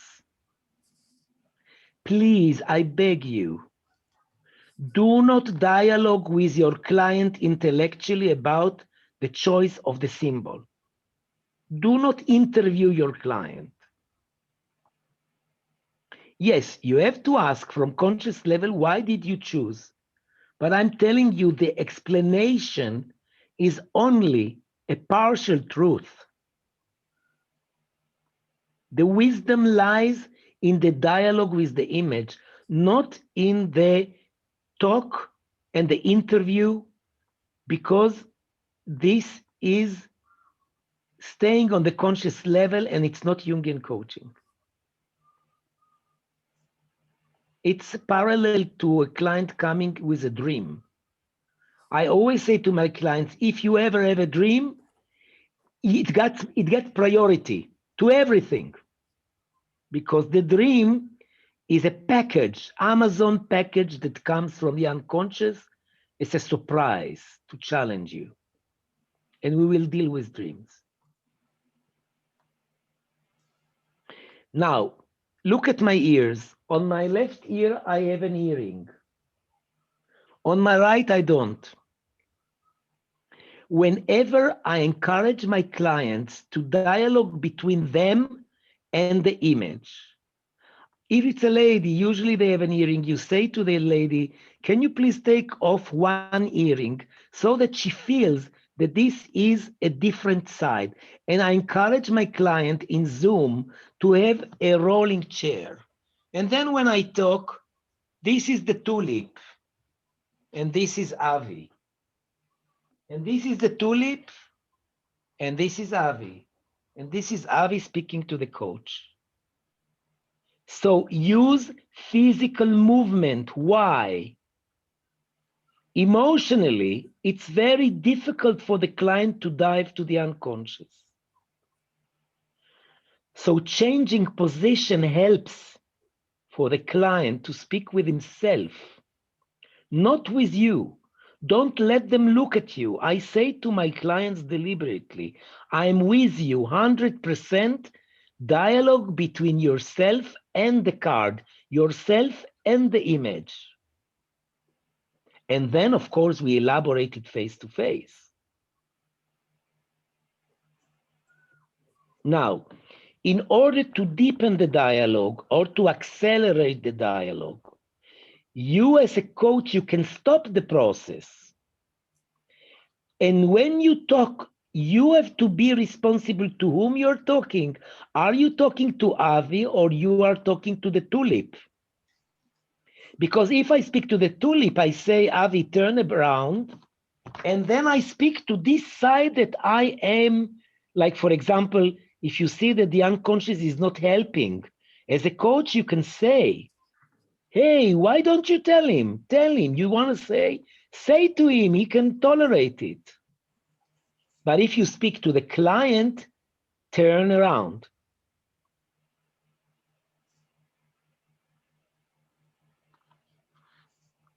And my last comment, besides that I really respect you for doing this, is trust the process. This is a very, very important slogan. Trust the process. Play. Don't be intellectual. Don't be analysts. Don't be experienced. Play with your client. Play with the image. Play.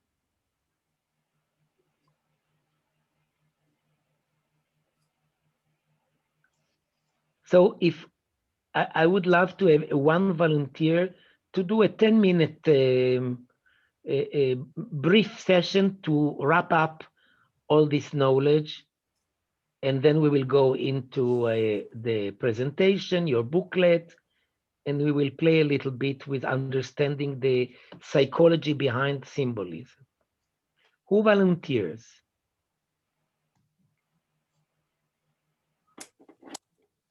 Bravo, Nuria Mendoza.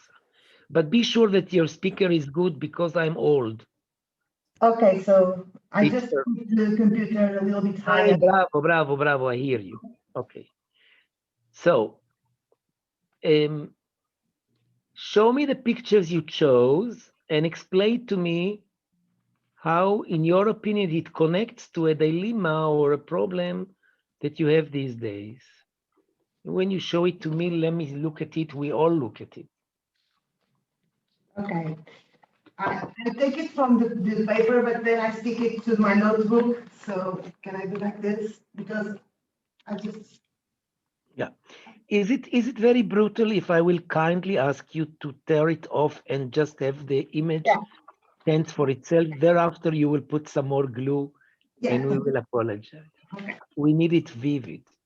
So you saw, guys, that I'm not giving up on my principles. It's a good example. Yes.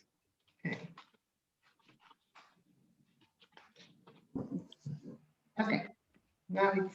Now I need to look at it. So I'll tell you what I see. Correct me. I see a bedroom, a very modest bedroom, everything in white. There is a double bed, a table on both sides. I see candles maybe even, and there is an empty chair there. And yeah, do you want to add anything that you see or that you notice? Also, it caught my attention, these two kind of flowers or something on the wall, also too. No, I didn't hear what you say. I didn't understand. Sorry again. These details on the wall also caught my attention.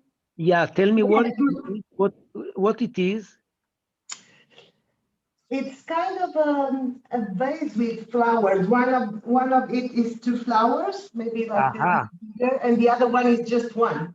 Bravo. My dear, how is it connected to the problem that you are trying to deal with? This picture. Okay. Yeah. I'm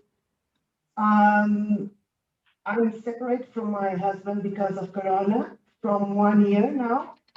He's living in Israel and I'm in Portugal. So this image just resonates on me as a symbol of something that I want and I don't have.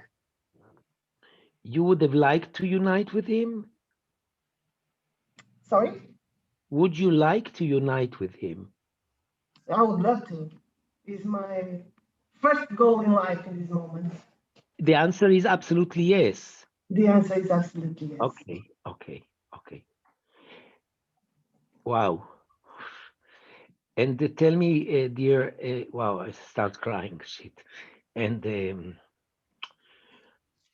look at the picture. Do you want to speak to the whole picture, or is there an object there that is saying to you right now, speak to me, speak to me? Sure. The chair. The chair? Yes. The chair. La silla. La silla. Cadeira in Portuguese. Ah, okay. So you started, okay? Say, dear chair, I want to speak with you. Go ahead. Okay, so you want me to speak with the chair? No, I don't want you. You want to speak to the chair. Okay. I'm in your service. Okay. So I'm seeing you like in a corner of this room, isolated, empty, as the only single element of this picture, stuck. You It seems like someone take care of you, you look nice, but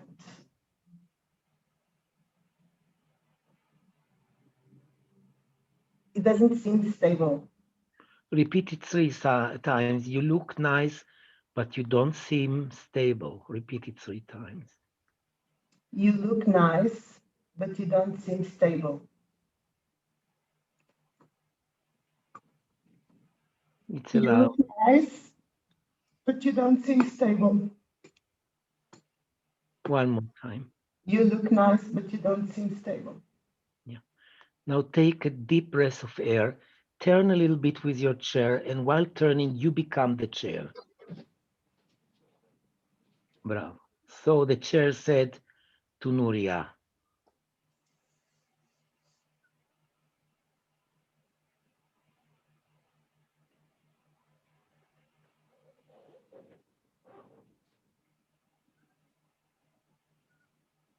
You should stop running around like crazy trying to do something from this room, preparing this room, cleaning this room for nothing.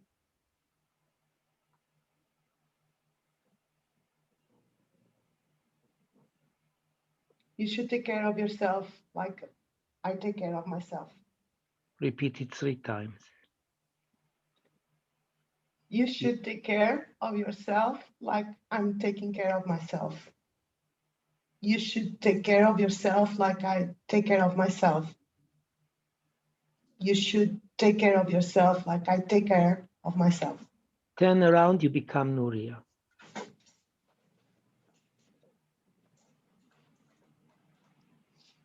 So she said to the chair,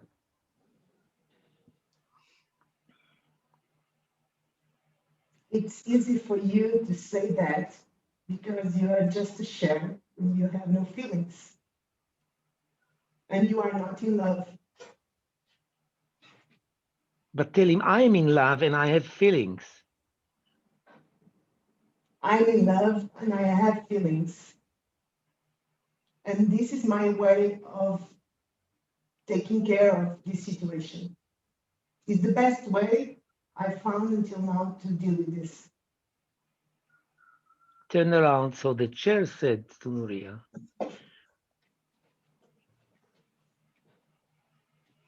now just freeze because I want to say something to the class. Paradoxically, it will help you too.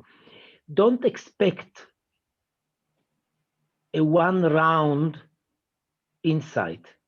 Enable your client to dialogue in length with the image. I want you to remember a spiral. The more the dialogue goes in, the spiral takes you deeper and deeper into the unconscious.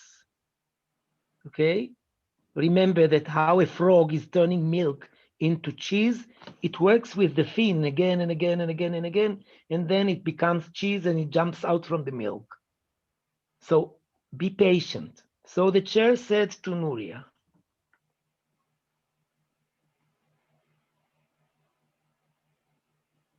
So why aren't you happy? Why you are not happy? turn around and answer. So Nuria said, he's asking then why, if you are moving around and that's everything fine, why are you not happy? And she said to the chair,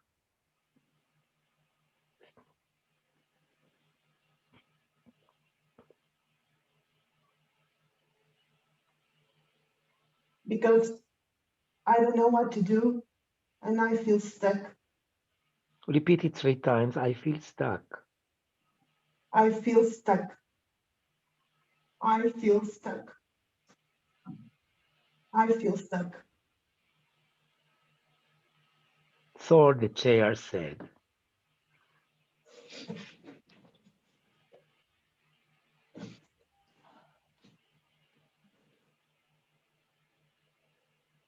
breathe again like this. Chair, breathe. Bravo. And breathe again, chair. And look at Nuria.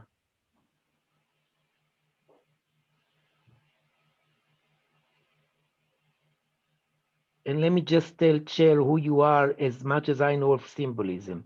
A chair is a positia, is a position. A chair is comfort. A chair is stability. A chair is status. A chair is a point of observation. A chair stresses the pelvis, the popo, the base. A chair cuts the legs to the neck through the stomach.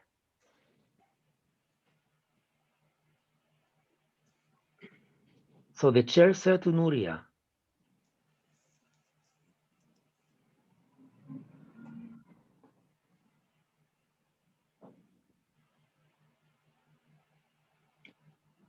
why don't you just get stable first before you keep doing things with no results?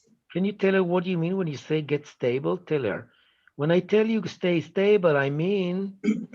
And I tell you to stay stable, I mean to take care of yourself, to find. And when I tell you take care of yourself, I mean. Don't neglect yourself. Repeat it 3 times. Don't neglect yourself. Don't neglect yourself. Can you speak positive to her, not negative, instead of don't tell her what to do? Bravo. Put yourself first. Repeat it 3 times. Put yourself first. Put yourself first. Put yourself first. Bravo. Turn around becomes Nuria. So Nuria said, he said, take yourself seriously and put yourself first. And she said,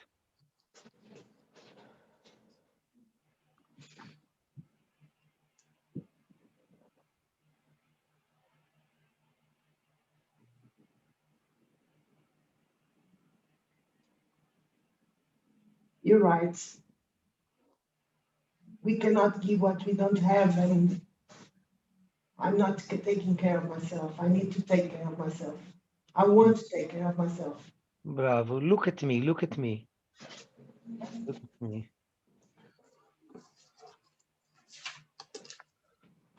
I want you to remind you this fish. You remember the fish? 10% dilemma, 80% work, 10% homework. How can you commit yourself to do something that if we met next week, I will say, oh, you take care of yourself. What homework can you take over? I'm going to put on my agenda as a task at least 1 hour time for myself a day. And give me a brochure of like IKEA brochure.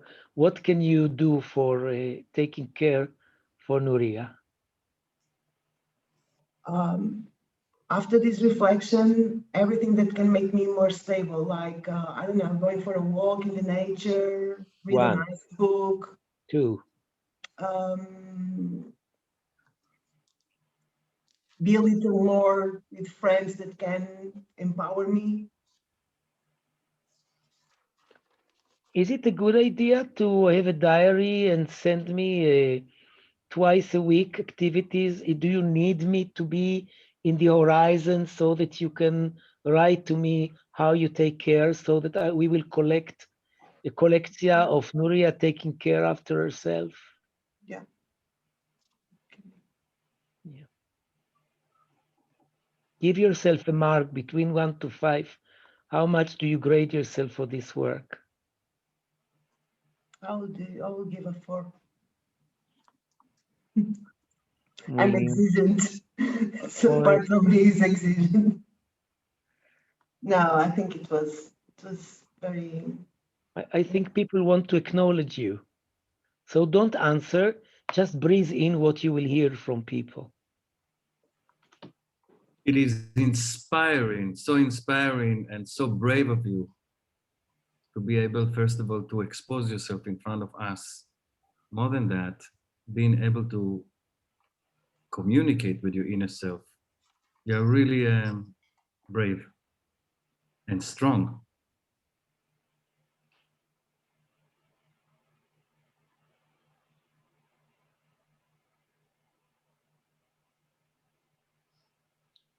Thank you for your vulnerability and for sharing.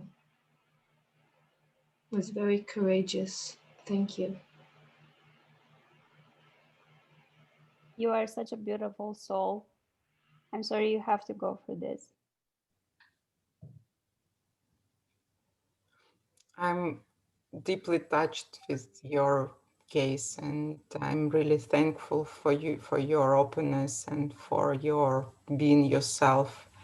And I see how deep your emotions, and it is inspiring me that the world is still about humans. Thank you for giving me this feeling.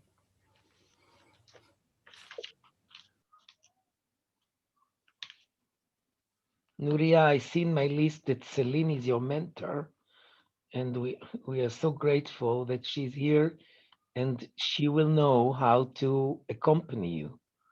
So Thank this you. is a good example that when we open up things in the session, we have to offer, not impose, but offer the option that if you need. Celine, just relate to her a moment. Avi, thank you. You read my mind, and I said there is no such thing as coincidence. But Nuria, there is a reason why we're connected. I also want to acknowledge that you took ownership of an unfinished business and came forward, raising your hand. I want to volunteer, Avi, please, because you came to a point where it was almost unlocked. You just needed that additional, and it's your ownership, not Avi is miraculous, yes, but it's your ownership that made it happen. Thank you. And Celine can teach you how you live alone without a husband for long periods. And then reunite.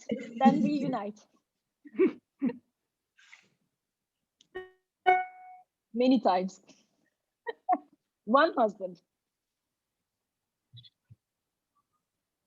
Please share, please don't hold back, because this is your, as a class, this is your learning that you can trust, that you can process, and that we connect. So take your time.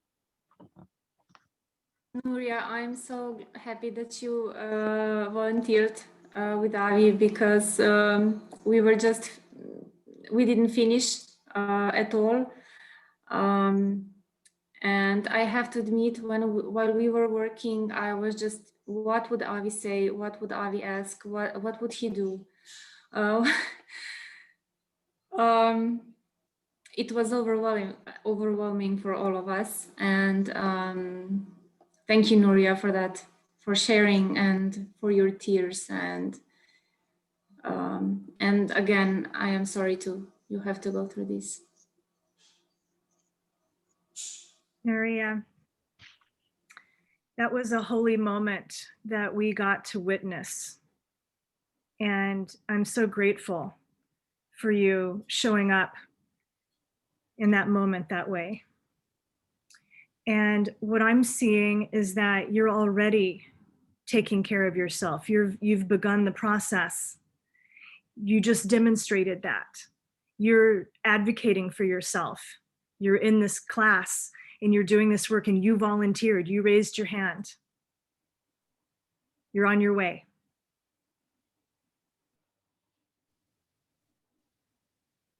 Yeah, I also was deeply touched by the natural way you deep down in what you are living, without any filter, and just allowed to get in touch with everything. But what I also can see, I mean, during the process, is just you getting more and more in touch with your power also.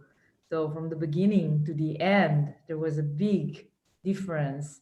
It was just really embodied and a knowledge what's going on, but also knowing that you are able to, not to fix, because there's nothing to fix, but just to live with that and to find the direction. And it was really, really inspiring. And it just showed that we all got the power. Sometimes we get lost, but we have the power to live with everything, and everything happened for us, not to us. So I'm sure you will find the meaning of it. And thank you very much, because it's always an honor to witness somebody that shows in that way who she is. Thank you. Yeah, Nuria, it reminds me of Rumi when he said, you know, obviously doing this session with Avi now, Rumi says that, you know, the pain that you feel are messengers, and so listen to them. I think it's very brave, and it's a healing process that you've started. It's so, yeah. And I want to connect to Ramon. He is mentioning Mavlana Rumi, the great Sufi poet. And from yesterday's lecture, you see the phenomena of the Japanese haiku poetry, for example, by Basho, unlike the Western, just to stay with the phenomenology, with the feeling of the here and now. This exercise, you see, it's a chair. What can a chair contribute? And here is something that I did intervention. You need to understand. I wasn't stopping the dialogue. While she's sitting on the chair, I just reflect to her my knowledge about what symbolically means a chair. And this empowers her because it gives her more insight, not to underestimate the chair, but to inclinate the chair as a position to look at you. It was a mirroring chair. What wisdom that the chair says you need to take after yourself. And it comes from the coachee, not from Avi. Believe me, I wouldn't know what to recommend to her. I started crying because, you know, I understand that he's stuck here. I'm speechless, but the chair knows. The chair knows. Your images, they know. And Jung, in 1913, understood it. In 1913, he understood that when you speak without arrogancy, with humbleness to your internal images, you get tremendous amount of wisdom. And the problem of Western people is that we look for consultants. We look for external advices. And Jungian coaching invites you to listen inward. And this is so beautiful.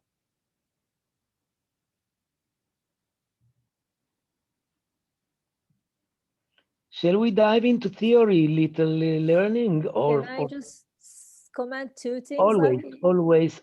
Yeah. You guys are always prior. Yeah, there were 2 points, 2 moments that I was astonished by the way you approached it. The one thing, when you bring what the chair is symbolically, you just name them. However, you didn't even ask her, how does it relate? That was beautiful. That was just leave it to the client. And that was so beautiful.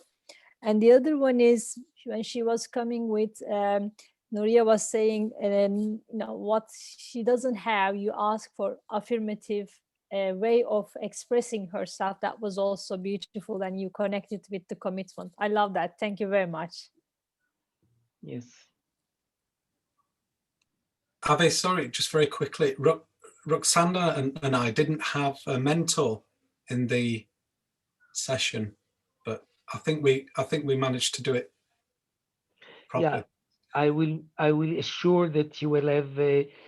From now on, I will divide you into 3, and each one. It's my mathematics. We were room 6. We were room 6, not 5.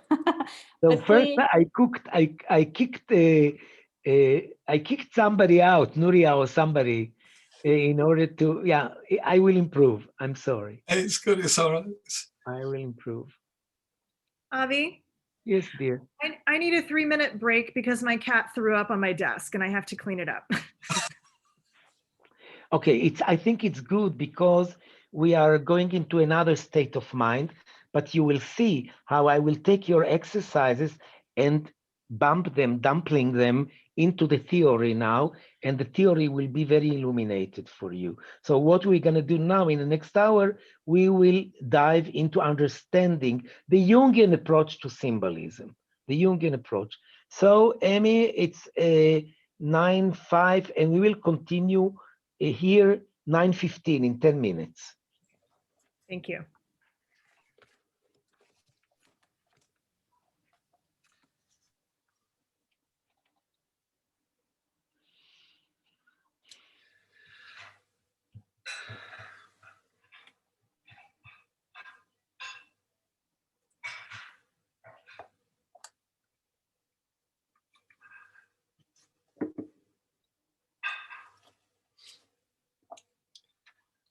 Avi, I don't want to disturb, but I got that in the end.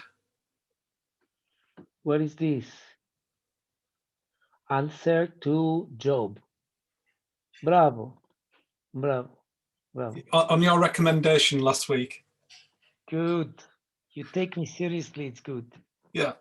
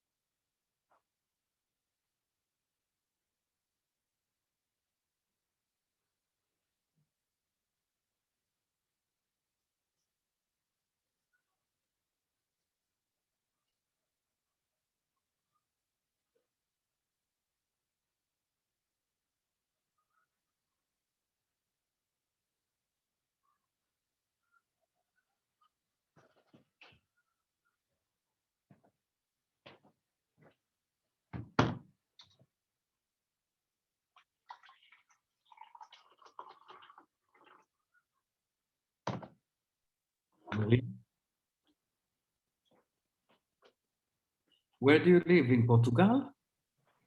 Yes, I Where? live in Porto, in the north. Wow. You know, I used to work a lot in the Gulbenkian Foundation.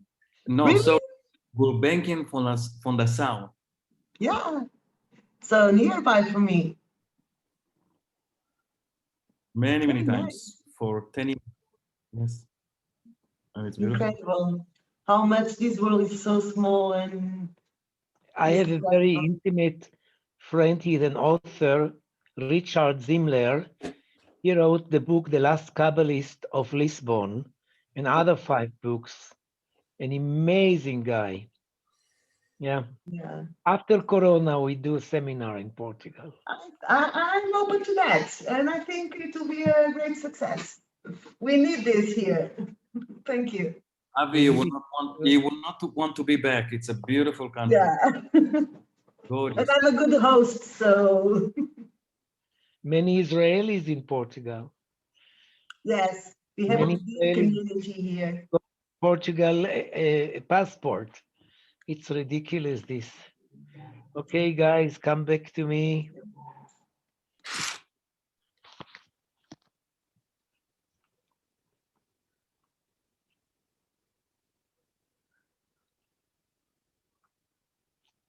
Dana, kako si? Goody. I was just looking who we are missing. I was just counting looking the squares.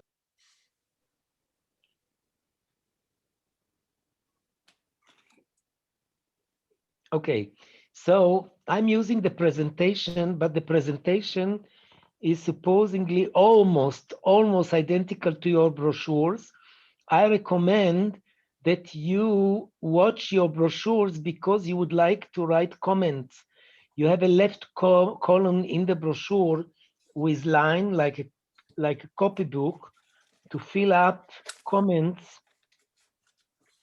Now, let me do some agreement about the tradition when you read text. I'm not going to read the text for you. You're going to read it because I'm losing my voice. Also, the brochure always have more text than we will read together.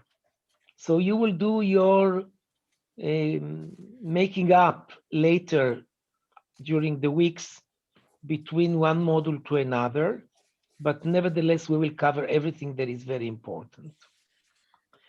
And I just want to throw a bomb in the air.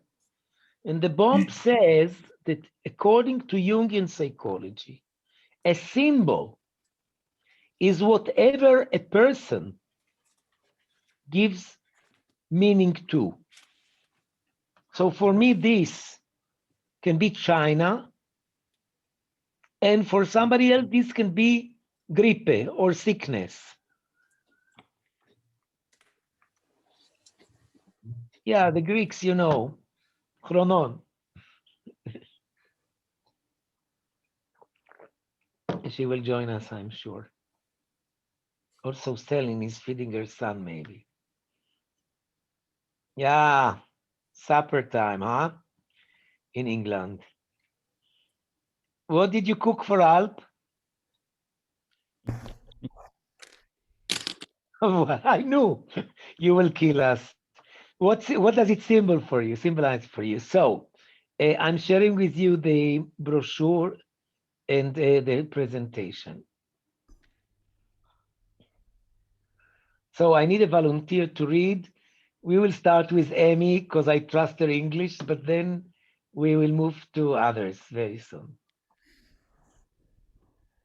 It's the power of using symbols that makes us lords of the earth.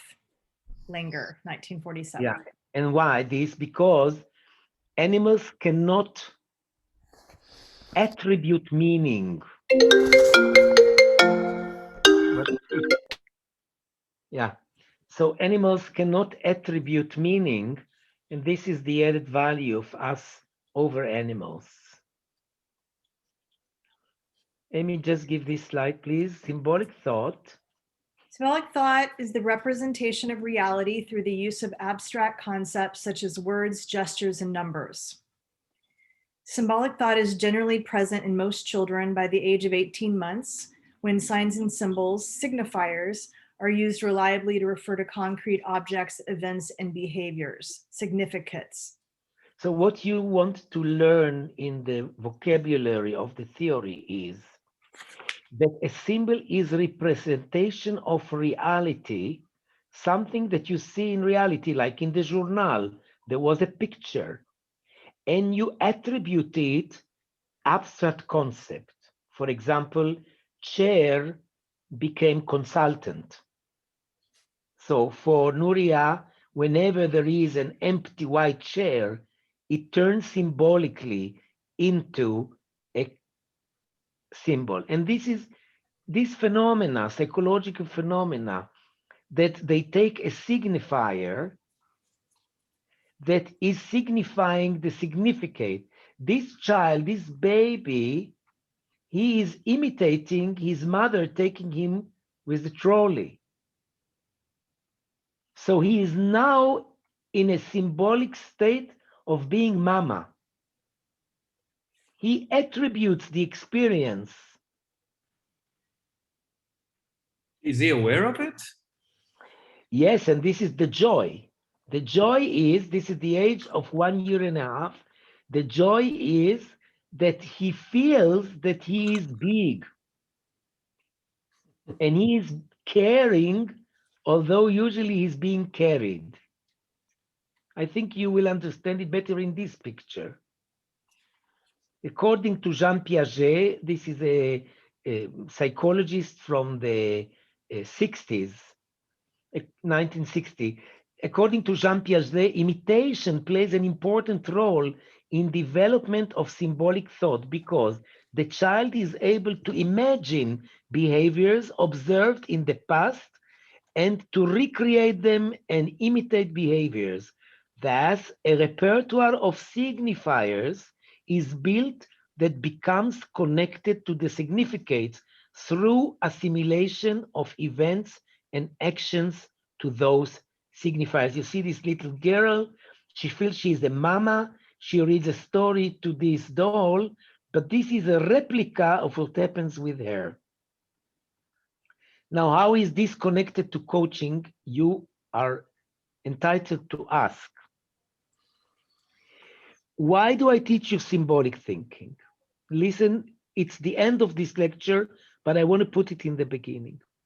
When people come to coaching, they keep complaining more of the same on the same problems. I have a problem with my boss. She complained in the first job, in the second job, in the third job. I am unhappy with what I do.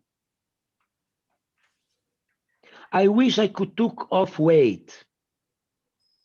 I hate my job, but I have a mortgage and I'm afraid to take a risk.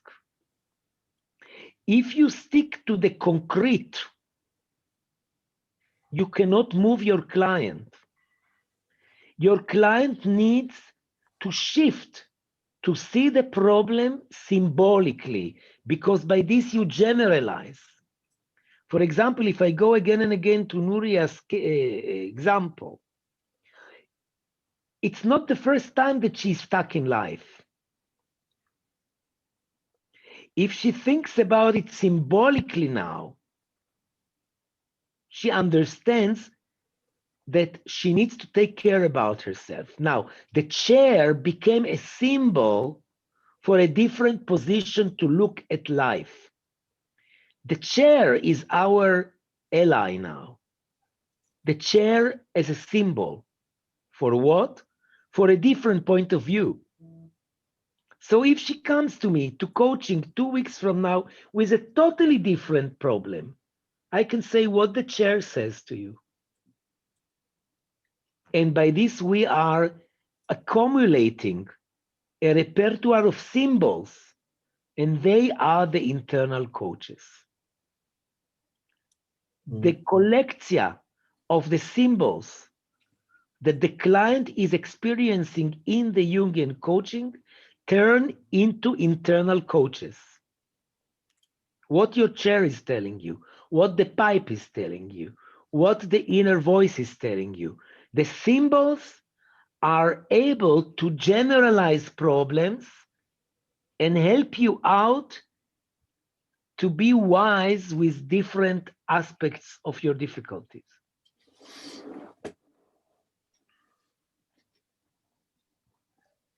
Do you see what I see? Yes. Good. Avi, is it the same as I say that symbol helps me or clients to distant from the situation, from the problem? And Your line is not clear. Try to speak again. yes, I have some challenges with internet. Now it's better? Yes, but ask. So is it right that I can say that symbol helps us to distant from the problem and to see it from outside? Bravo, bravo, you got the point. Bravo, you got the point. We will say this crystal clear in a moment. So Vishden, can you read please an image? An image, from Latin imago, is an artifact that describes visual perception, for example, a photo or two-dimensional picture that has a similar appearance to some subject, usually a physical object or a person, thus providing a picture of it. Look what Walt Disney did with this Mickey Mouse. There is nothing in common between these two images except one item. Itzik, what is the item that is in common? Tail. The tail. The tail. The tail. Because the ears are totally different and there are no gloves and the body is totally differently designed. Nothing to do. But the tail is, so this is the signifier. And this is, you see that it turned into a symbol. Now, he took all the traits of this rat. He's fast, he's clever, he's a trickster. And as the cat cannot catch the rat, because the rat is speedy and can go into little holes where the cat cannot reach, he gets the whole traits just because of one resemblance. And this is the power of the symbol. Now, this is very important. Who volunteers to read? Symbols equals something that someone intends to stand for something other than itself. So this means that as a coach, never argue with your client. If you ask your client this picture or this image, what does it symbolize to you? And if she says murderous or jealousy, or if he says power or strength, accept it, because the symbol is something that someone intends to stand for something other than itself. Please continue. Anything can be a symbol. Anything can be a symbol for anything else, just so long as someone has intention that that relation holds between those two entities. How a symbol differs from its reference. So you want to see the discrepancy between what you know about this symbol, because Jung says, learn all the symbols in the dictionary of symbols. I have 3 of them here because I studied Jung in 1980. There was no computer and we used to work with these.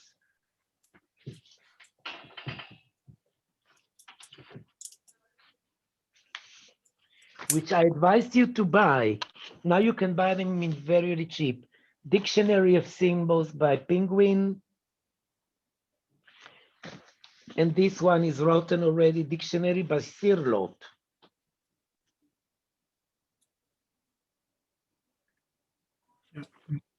So it's important that as a Jungian coach, you will now, as I told you, don't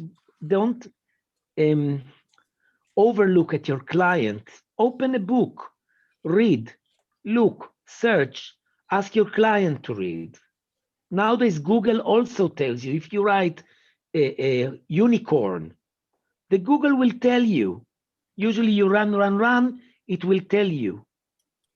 Okay, so the symbol, you have to know what it means, or you want to know, but when you mediate it to your client, first see what your client attributes.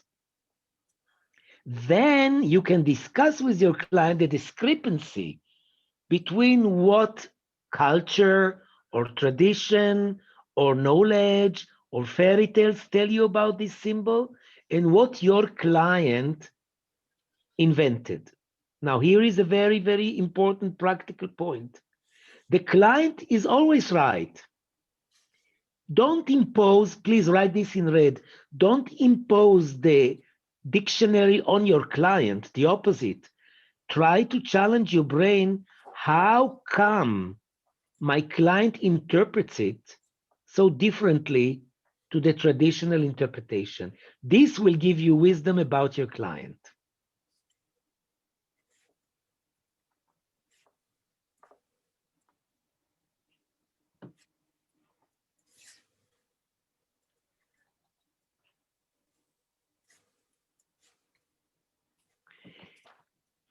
Now, this is very important. Maybe Ebru will help me. The dual nature of symbolic objects. No, we don't hear you, my dear. Micro.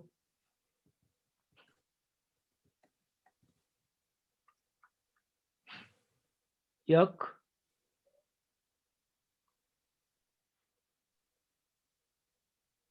Yuck. Shall I read it? Yes, please. And then I will recruit Kohava. Real object, picture, map, models, representation of something else, referent, something which stands for something else. Representation, the real, and its reference, the demo. So we have here a dual relationship. For example, a knife. Soon we will arrive to the knife. The knife has a presentation. For somebody, it can be a murder weapon. For somebody, it can be a symbol for analysis. For somebody, it can be a symbol for cooking. For somebody, it can be a symbol for opening surprising envelopes. So the physical traits of the knife is one thing. The symbolization is another thing. And the symbol is dual, the reality and what is attributed. And this is what gives us the power in coaching, not to take things as simple as they are, but what do they symbolize? For example, she is the secretary of a mayor, 20 years, and she is in a burnout. And you ask her, what is this job symbolically? What does it mean to you symbolically? And she says prison. Now it's an office, it's not a prison, but this office gets a dual understanding, prison. Yeah. Then she speaks to the prison, and apparently it's a golden prison. And she says, I feel here like a parrot. I get fed very well, but I have to speak what the mayor wants to hear. Okay, so speak with this golden, and then the golden cage might tell her, listen, look here, there is a gap. You can run away.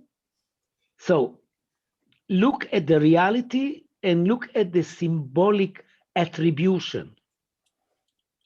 This is where the coaching is a salvation for the client.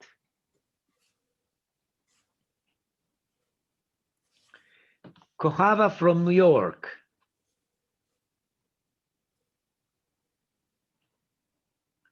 Attention. Speaker.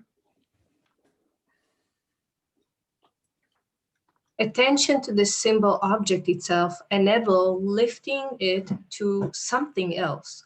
You have to learn to picture in order to know what it represents symbolically. The challenge, it's difficult to generalize, learn the nature of the symbol. You must understand the relation between the concentrate object, issue, concrete object, issue, picture, and the symbolized image. Let me read it again with emphasis and explanation. This is really a recipe for you, the Jungian coaches. Whenever a client went to the art buffet and produced a symbol, attention to the symbolic object itself will enable you to lift it to something else. I want to practice this with you with an art object that I did in one of the sessions. So this is my art object, and you guys are my coach. It says attention to the symbol will give you understanding. Don't be afraid, become crazy, associate, and don't be afraid. It's like lips that have been sewed. Someone has. Mazda Avi, what's that? I'm not going to tell you. You're going to associate. Katerina says it looks to me like lips that are sewed. So yeah, they don't let them speak their own voice. You know that there is a diet like this, but this is not what I meant. Yeah. I look at it as a wound. They try to be to heal it and close it, like with stitches. I see like a dance shoes. It could be your wounded masculinity. My masculinity doesn't look like this, baby. This looks like femininity, by the way, not masculinity. Vagina? You're someone who's very connected with anima. So yeah, so maybe this is your wounded anima. Maybe this is your wounded. How do you say pussy in a nice word? Vagina. Vagina. Maybe this is your Vagina. Vagina. Okay. Okay. Now let's look at the sentence. What are we doing? We pay attention to the symbolic object itself, and this will enable us lifting it to something else. So this is my pain. Is it the end? Wait. Oh, yeah. It's above the concrete. Don't stay with the concrete. The concrete is vagina. The concrete is lips. This is, you want to step further. This is my pain. Well, I think it looks like two things. Okay, so one could be a mouth that's preventing food from coming in. The second could be a vagina that's preventing. It's the end of temporary love, or intimacy, or. Bravo.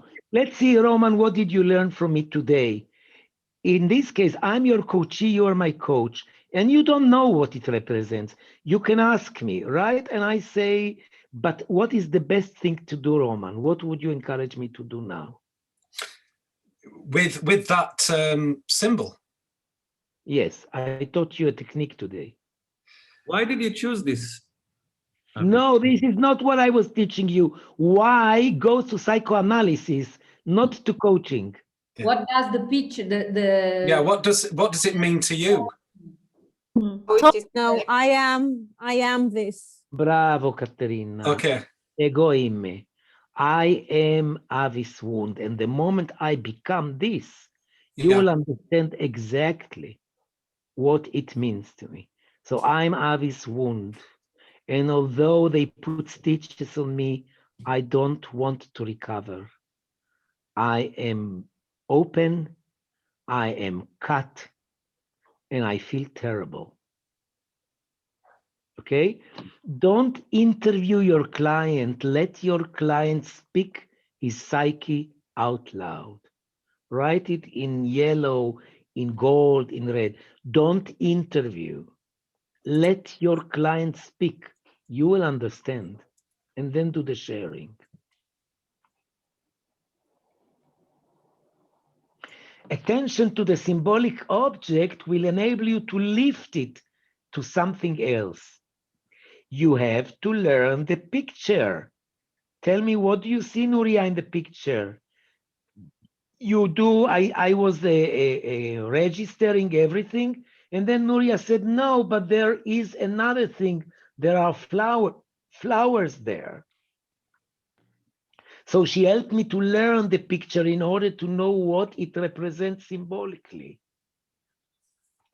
What is the challenge for the coach? It's difficult to generalize. Yes, this is pussy, this is schmussy, this is doozy. No, this is my pain. Generalize. Learn the nature of the symbol.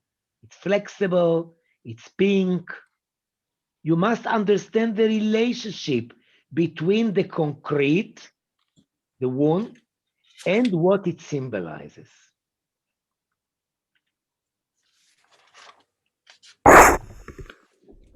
Sambulu, read to us, achieve dual representation. Achieve dual representation when trainee or your client sticks to a concrete problem. You, as therapist or coach, wish to shift him or her to the symbolic understanding of the problem. For this, he/she is required to generalize the issue, and for that, he/she needs to distance from the concrete. When you think symbolically, you can dissociate from the concrete actual information in order to plan and control the action. Now, guys, this slide speaks about a trap that unfortunately in the beginning most of you fall. And the trap is that you want to interview the client about the problem and go deep. It gives you benefits. You show interest, you inquire and you get information, you show empathy, and you become very lovable. But you don't arrive to the symbolic meaning of the problem. And you take away the client from his own internal wisdom. So your challenge is not to jump and become the main actor in the show. Your challenge is to encounter the client with the symbol.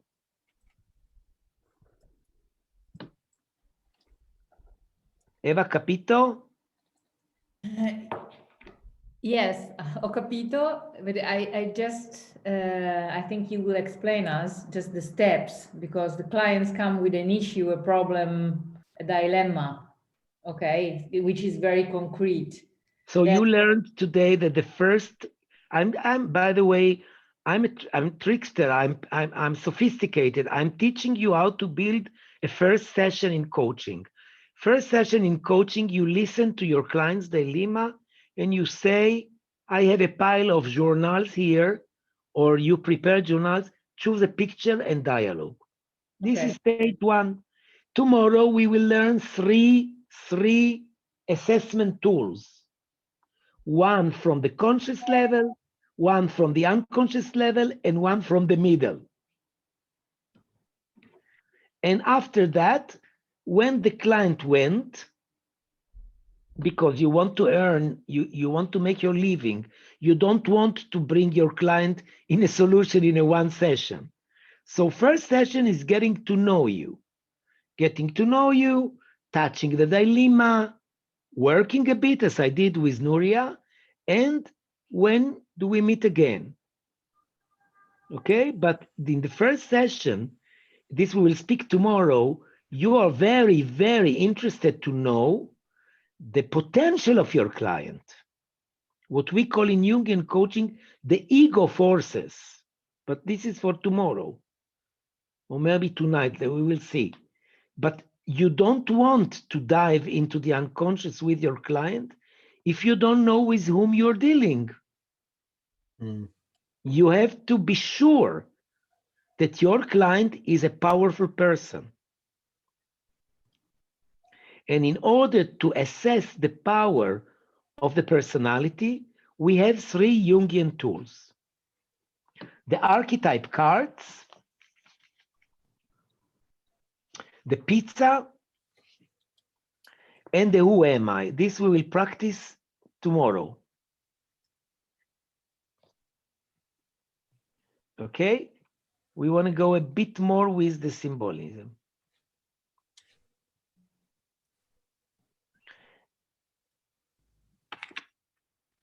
Okay, let's read this. Rita, Di Piero, try.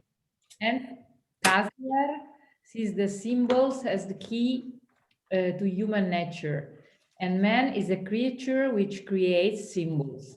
When man projects his inner psychic materials on the world, he turns chaos into a meaningful cosmos. This is pure Jungian, pure Jungian. This is pure Jungian. When person project their inner, the chair,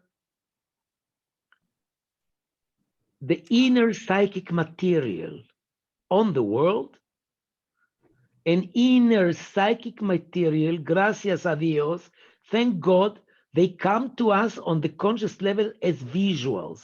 This is why it is so easy to work with the unconscious, because the unconscious speaks to us through visuals. You know, dreams are movies, are visuals. This is why Jung explained why movies work on us so strongly, because movies speak in pictures, and pictures resonate to our unconscious that is also built of pictures. Jacques Lacan says the unconscious is words, language. Jung says the unconscious is pictures. Continue, Eva. Symbols always? Always show the invisible in the visible. The invisible is physic, spiritual, unconscious, and the symbol actualizes itself as an object in the actual world. Yes, I'll read again. Symbols always show the invisible, chaotic ideas in the visible, in a very particular picture. The invisible, psychic, spiritual, unconscious. You see, invisible, he explains what is invisible. It's psychic, it's spiritual, it's unconscious. Tomorrow we will deal what is unconscious, what is conscious. Don't worry. And the symbol is an actualization as an object in the actual world.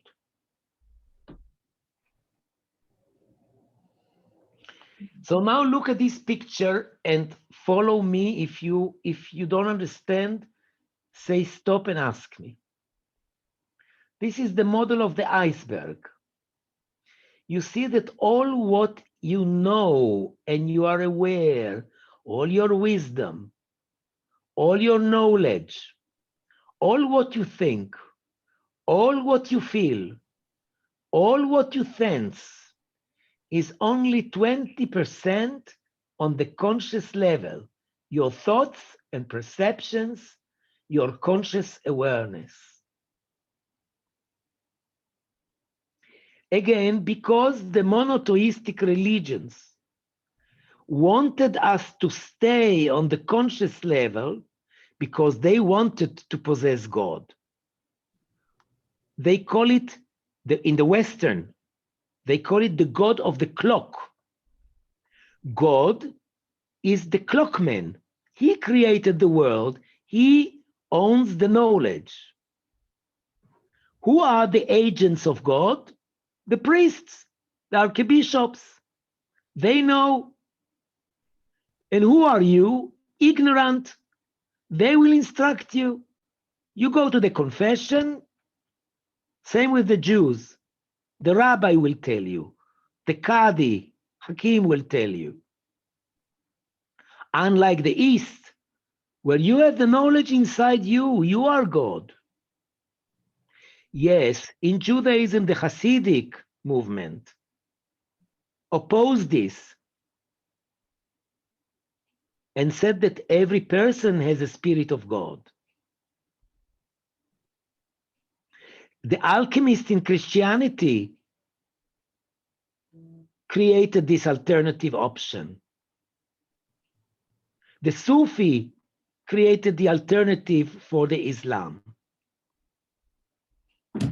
But here we are Jungians, we want to stick to the internal knowledge.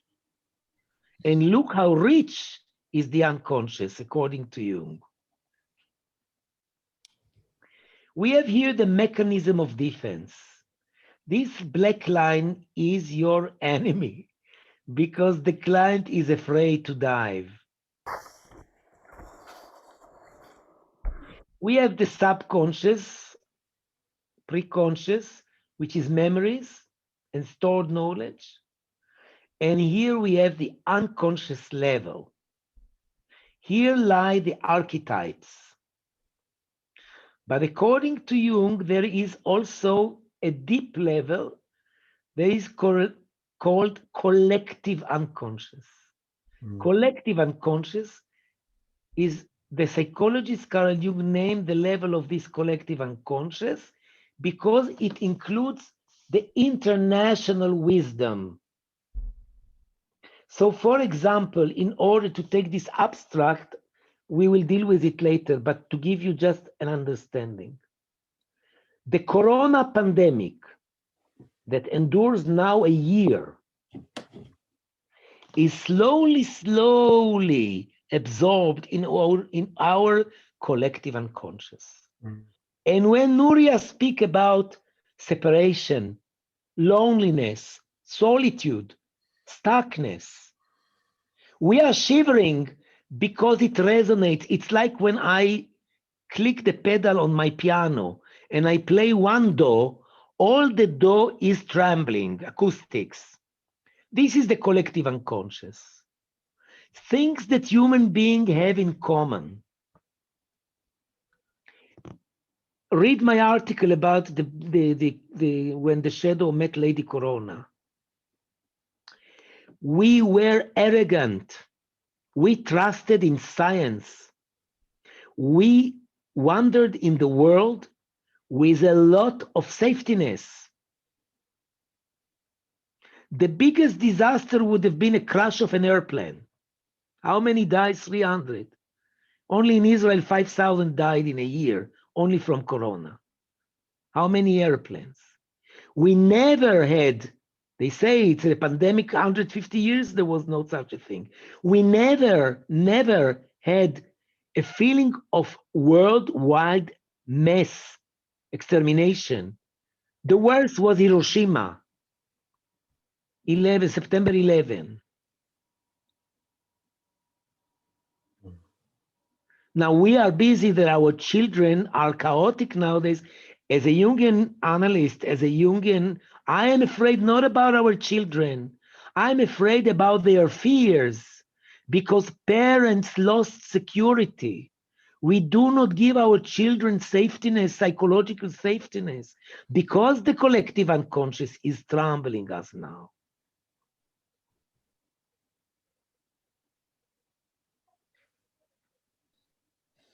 Now it's so clear to understand what Jung says. What is collective unconscious? It's a knowledge that we are being born into. Now think about all the babies that are born now during the corona pandemic when pregnant women are also infected. How treasurable, how precious an inborn child becomes nowadays. This will be in the DNA of the 2020 and on. And this is the collective unconscious. You don't learn it. The collective unconscious is there because this is what you breathe in your oxygen. This is the level. Terrible noise from somebody's speaker. Keep selling.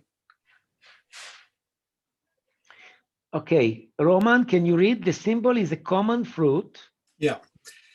The symbol is a common fruit of consciousness and unconsciousness, and it is created in in the intermediate space, which is the intermediation between the matriarch, the feminine, and the patriarch, the masculine. Okay, this is a diamond sentence that requires understanding. Yeah. You see, we will learn in the third module about the masculine principle. The masculine principle lies in the light. What you understand, what you perceive, what you know. The unconscious is attributed to the feminine principle. I'm not speaking about women and men. I speak about psychological data that both men and women have. The magic, the misterioso, the mysterious, the unknown lies in the unconscious. Now, this sentence says that the symbol is a phenomena that is born through the sperm of the unconscious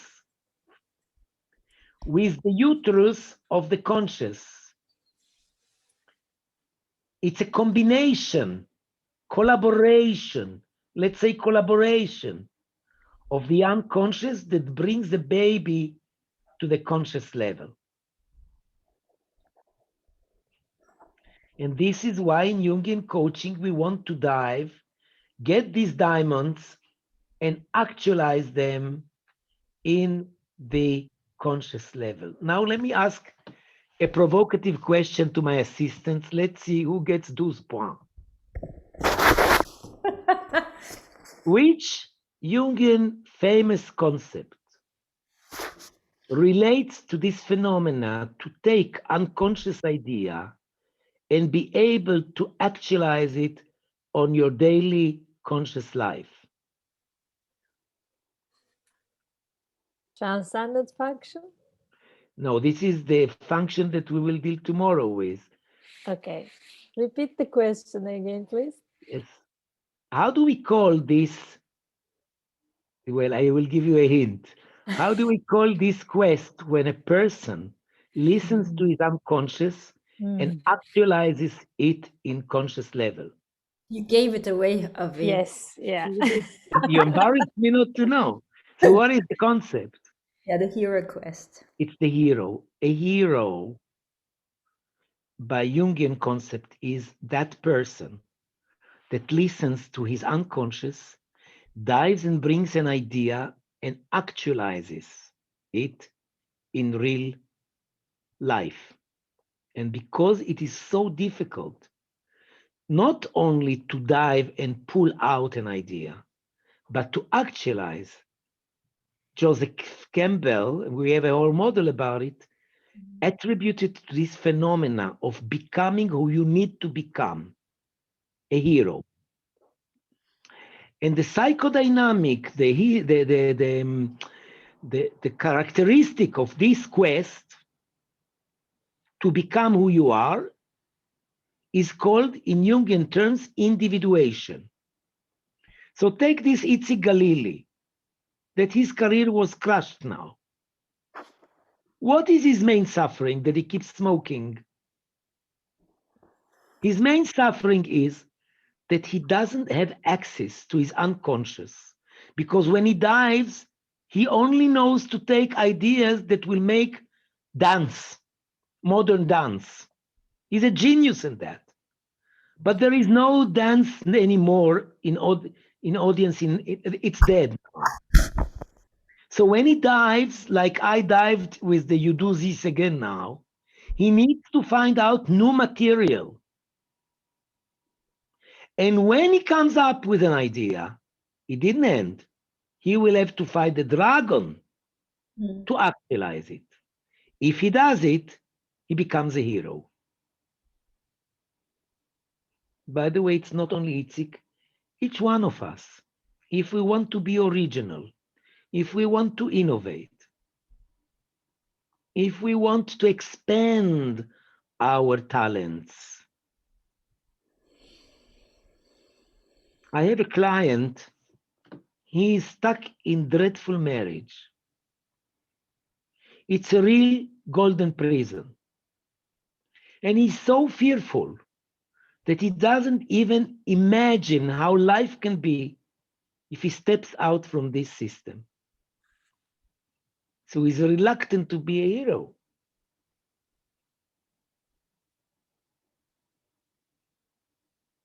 This is the combinatsia. The unconscious has ideas. Guys, when you go to sleep tonight, I hope you go to sleep understanding that inside you, there is this. Inside you, there is this. And this is very rich. Yolanda Jacobi, one of the first Jungians, she summarized this very, very beautifully. And for this, I want to invite Dana to read to us. The symbol expresses intuitively something which is not explained nor expressed by any other way. We should differ between a symbol and a sign. Signs which have explicit meaning are not symbols. Uniform or the colors of the traffic light are not symbols as they have fixed meaning. Red in traffic light means stop, but red as a color symbolizes emotions. The sign has a casual, reasoning explanation, while the symbol leads towards a purpose. A phallus means a penis, yet as a symbol it signifies power, masculinity, control, intrusiveness, fertility, and so on. The symbol is a bipolar, and it is always signifying at something bigger than itself.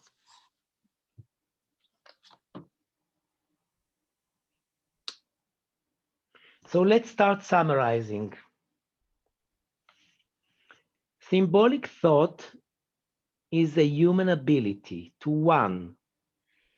Let's say is not a human ability, your client's ability to observe a situation, event, relationship, or object, the referent or the dilemma of the client.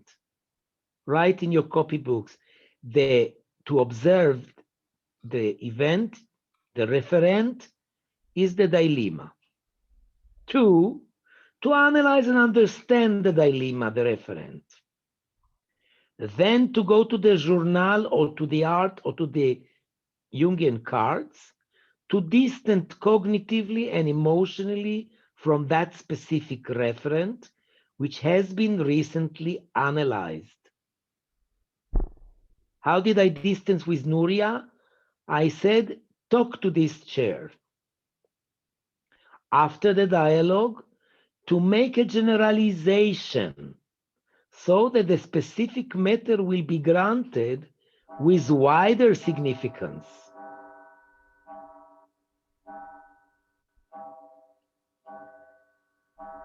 I'm waiting for my chair. That's significant. Guys, close your microphone. Such significance must include the problem, the referent, yet will take under consideration extra, additional, wider references with different meanings beyond what had been perceived in the primary experience of the referent. Back to Nuria. Observe the situation. I am disconnected, cut out from my partner in life. Analyze and comprehend, she explains to me. Distant cognitively and emotionally from that specific problem, go to the journal. Experience the dialogue and then make generalization. How do you deal with this isolation? And arrive to additional wider reference. I have to take care after myself.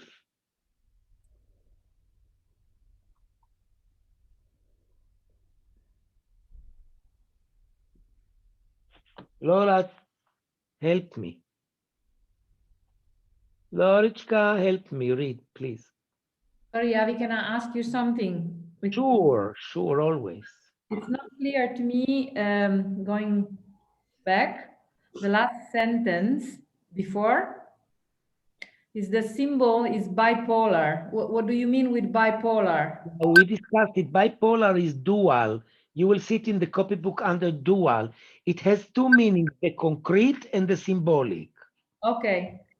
Soon I will come back to it when I speak about the knife. Then read the complex process. Yeah, I will try if the sound will be okay. This complex process is easily and intuitively made through associative attributions of a visual symbol, metaphor, or image which can contain and hold for the person the entire cognitive, emotional, and physical complexity, including the original referent, yet with extra optional options and meanings, which nevertheless do connect directly or indirectly to the original referent.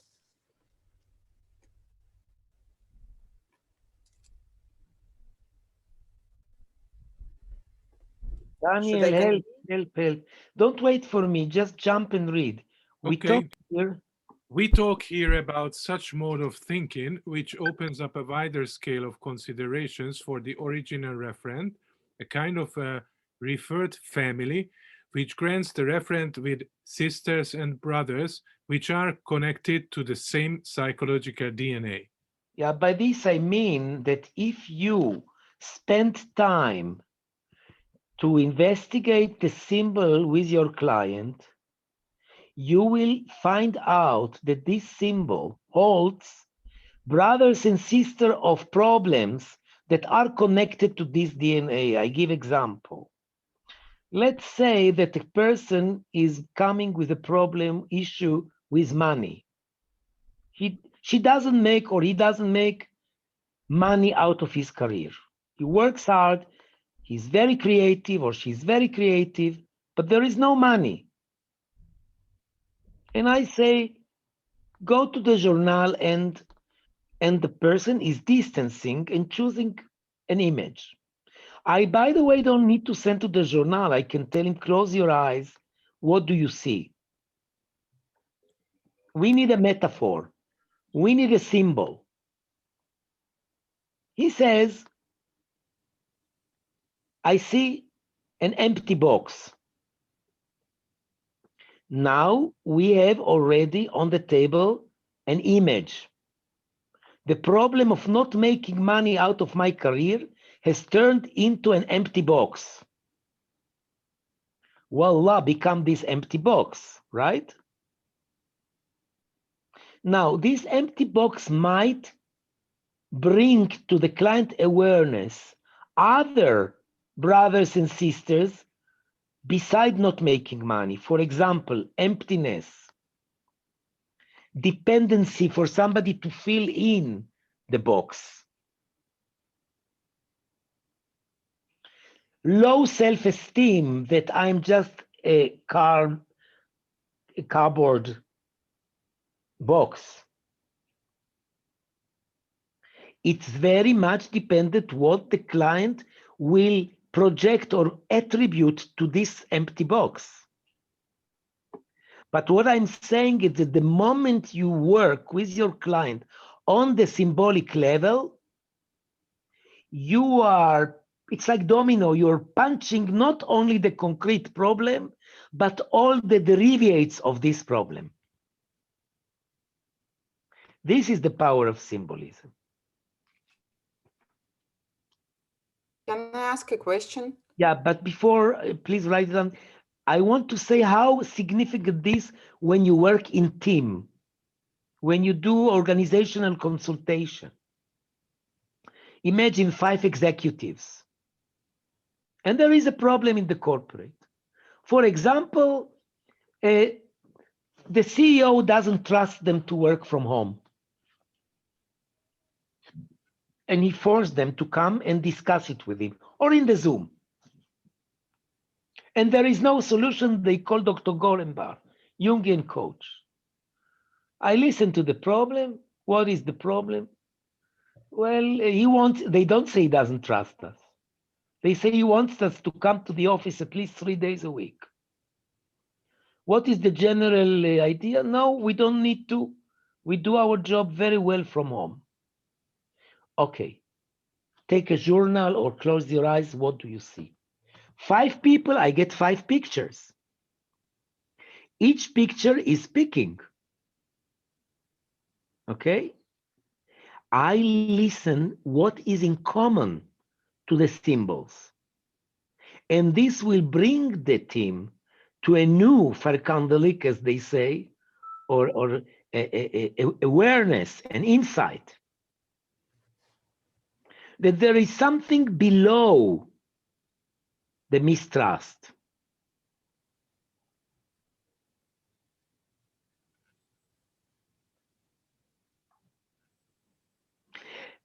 You have to really, at least we are a laboratory. This program is a laboratory. Check, today I'm exposing to you an idea. You will practice, you will see how much wisdom the symbolism is holding. How much symbolism. And what this slide says is that the symbol holds more than one dilemma that is lying under the dilemma that was presented. As I can tell you, for example, if you understand the anatomy of a goldfish, you will understand the anatomy of all the fish.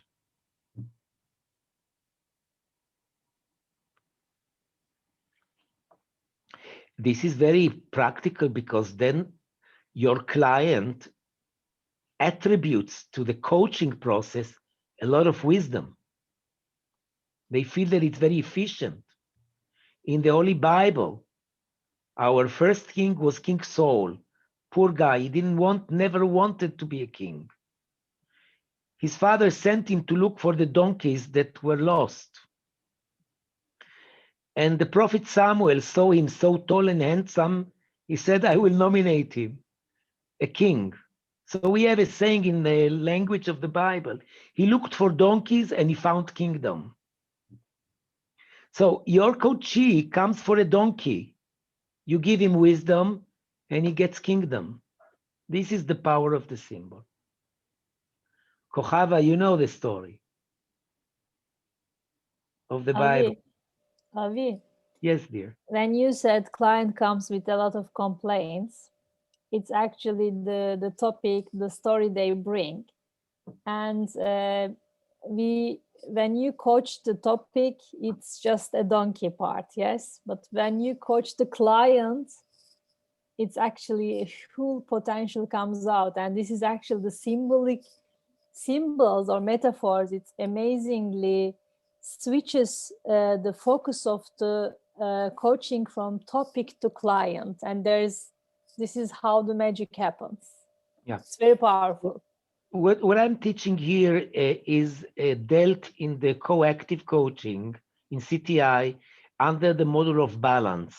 A person comes with a fixed mind and you shift him to different aspects to look at the same dilemma from different metaphors.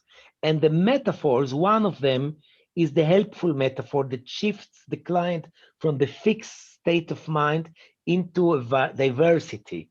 Here in Jungian coaching, we use the symbol as the jumping board or the savior from the particular dilemma.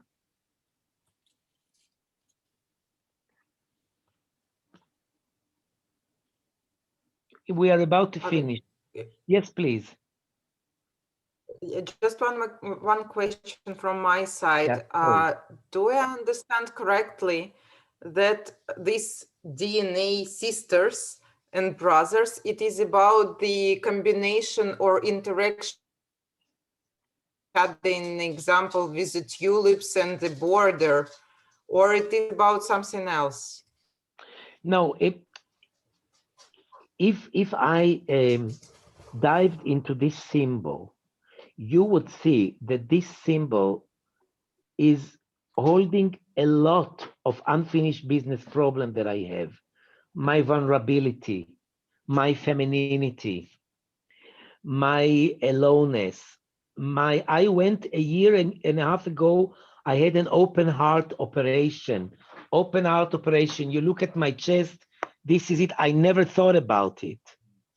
But this looked like exactly, because when I came to the hospital before, and I was seeing all these patients that went through the operation, they all had a recharge, you know, a zipper here. So this includes so many things. The death of my father of a heart operation, my close sexuality, so many things. But I have to let the symbol speak, and the symbol will bring out everything. Okay? So you have to really, really... It is like a portal to different worlds. Sorry? So it is like one key, one portal into different worlds. Yes, yes. It's like when I was in Vietnam, we went to a marketplace, and I was shocked at the number of zucchinis that they have, or everything had multiplicity, and they have sections. So the zucchini is a symbol, and it has so many derivatives, okay? So I'm teaching you a very powerful tool. Don't stay with the concrete dilemma. Now, the paradox is that when you dive with the symbol, it brings you a solution to the dilemma, but it gives you solution to other family of problems that are connected to the same nuclear. It's called in Jungian psychology complex. The symbol is reflecting on the complex, which is a cocktail of several problems. A complex is a cocktail of archetypes that represent a variety of problems. Like she has a father complex, or a mother complex, or a money complex, or authority complex. And this can be manifested in many phenomena. The symbol will hold everything together.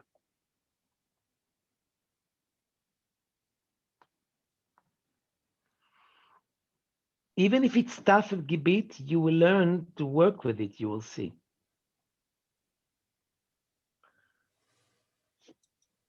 Who is reading for us? I can. Bravo. The symbolic thought is a generalizing, distancing, and embracing mode of thinking, which is dependent upon the following cognitive and emotional functions: the ability of generalization in order to find common factors within the phenomena; 2, an ability of imagination and creativity in order to use metaphors, symbols, and images; 3, high level of emotional intelligence in order to stay away from fixated emotional prejudices; 4, an ability to give up, give away, and sustain in order to open yourself up for alternative contexts; 5, strategic flexibility in order to reorganize the new data obtained from the wider vision of the dilemma, as is understood from the symbol. Shall I go on? Yeah, but read slowly. Why does the symbol, metaphor, and image essential to the process of symbolic thinking? Katerina. The symbol, metaphor, and image are characterized by condensed structure of visual coded data. Let's understand the English. Let's understand. Condensed structure of something visual that inside was a coded data. I want to show you something. Give me 60 seconds.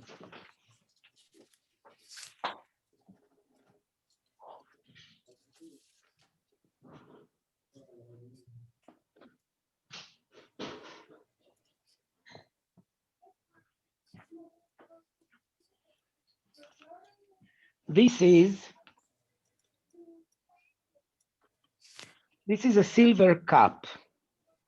You will find this in almost every Jewish house, because by the end of the Shabbat, we are filling it with wine and we bless. We bless also on Friday evening. This is a very common silver cup. It's not a symbol. Anybody can buy it. But the moment you engrave, please close your microphones when somebody speaks. Who is it? Katerina, close your microphone. Ramon. The moment it is engraved and has a blessing or something, it becomes a Jewish symbol. It's the same like the cross. The cross is nothing. It's two pieces of wood. It's a way of execution, very, very sadistic execution that the Romans used in order to strengthen their subordinates. Guys, it was an empire of such huge lands. They needed to be able to strengthen. The Mongols did pyramids of skeletons. The Romans crucified. What Christianity did 200 years after the crucifixion of Jesus, they embedded in the cross a spiritual meaning of resurrection and so on. Mind you, if you go to Cappadocia, Minor Asia, and you look at the first churches, they look like this, caves like this. Also, the Greek Orthodox Church is presenting such a cross. It's only later on that they turned the church into a tall, and the cross suddenly became like this. They lifted it up to the spiritual heaven so that men will feel very small when you come into the church.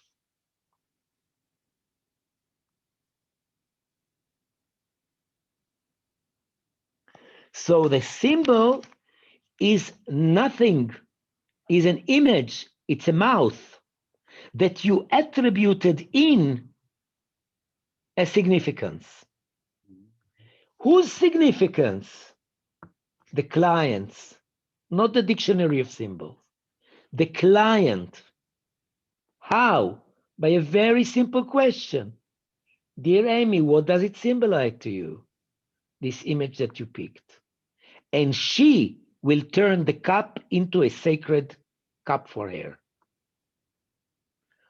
And can you imagine the psychological impact of this kind of coaching? We enable our clients to have icons, psychic icons that will accompany them. She comes to her boss and suddenly she's assertive because she holds this, because this is for her my internal strengths. And when she wants to raise her salary, she comes to her boss, she holds it like this and she says, Richard, I think it's time we spoke about my salary. He doesn't have any clue that she is holding a symbol that empowers her. This is the power of the symbol. And this is what this slide says. Katerina, continue, dear. The symbol, metaphor, and image are characterized by condensed structure of visual coded data. Which can generalize the overall traits, the referent, and its resemblances poses. A knife can symbolize quite a large category of meanings inferred from its physical traits: cut for cooking, murder, carve, analyze, conquer, dig, operate in surgery, victory, singe, all condensed in one image. According to the principle of conversion, each meaning may be converted to another meaning. In therapy or coaching, processes the therapist or coach must encourage the client to widen his her point of view towards different aspects of a particular dilemma or feeling or idea in which the client is stuck. The ability to use a symbol as a key for symbolic thought will cause a change in the client's attitude, approach, or comprehension of the dilemma she is preoccupied with. My dear friends, I salute you for being patient with the theory. And here comes a game to end the day. I know that you're tired and we have half an hour. I'm going to show you slides of pictures. At the bottom right, there is a number. You don't choose the pictures. They will choose you. You just need to write 3 numbers of cards that chose you. Deliberately, paradoxically, I don't tell you choose the pictures. I tell the client, let these pictures choose you. Okay? So don't be panicked because they are coming again and again. Write 3 numbers and then you will play a little bit with these pictures. Ready? Yes. Love you. Where am I here?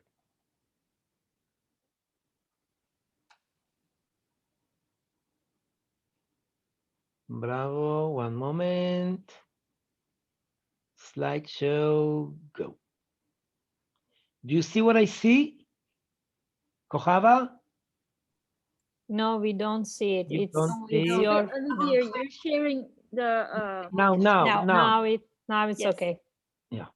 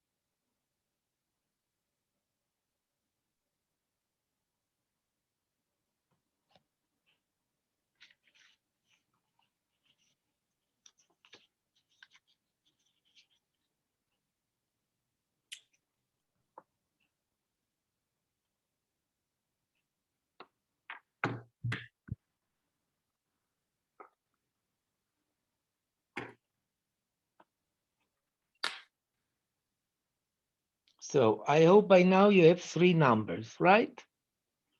Now let me tell you a secret. These running pictures are the pictures of the archetypes.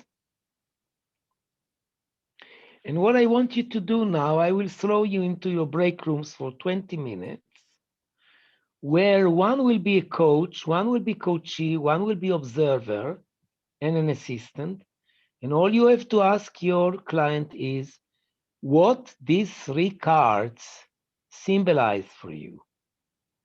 Now, you can either find them in your cards or you have them in your brochure as a dictionary. I will tell you which in a moment.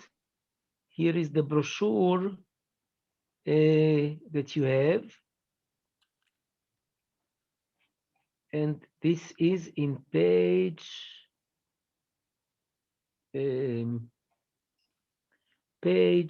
so small. Why is it so small? 47. Sorry?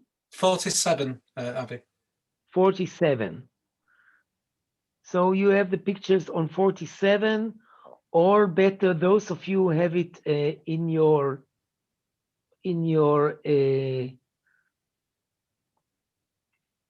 those of you who have it on your cards, it's much easier to function with. Okay? So 20 minutes. What is the play. task? The task is you ask your client, show me your card that you chose. What does it symbolize for you? Okay? To learn to distance and to see how this associates with the clients. Very easy. You can also ask, and in this case, what does it connect to your life today? For example, I chose the trickster. It says in the other side, trickster. Don't go into the text. This is for tomorrow. Just play with the pictures and the symbolic thinking to wrap up the day. So I will recreate rooms. Avi, 10 minutes each, 8 minutes, because there will be 3, right? Yes. Do each of them get to have a turn, or somebody is the coach for the whole session, somebody is the coachee, and then the observer? How many times do they switch? My dear, thank you for bringing me to reality. Let me consult with you, Angeliki. We have half an hour. Okay. I thought I will do a closure by asking how you are, but I have a feeling that we need to play. Do you think I should postpone it for tomorrow and now ask each one, how do you go home to sleep or to start the day? What is your feeling? My feeling? Yes, I'm consulting with the assistants. Grigora. I think it would be better to wrap up and let them play tomorrow. Vishdan? Yeah, Avi, the theory is heavy. I understand you want to close with something, a bit more maybe tangible, but then even the instructions may be now coming a bit heavy, I'm afraid. So, bravo. This is why I'm with you. So, here is what we do now. We have half an hour. I will try to be quiet and just reflect how was this day for you. Loaded.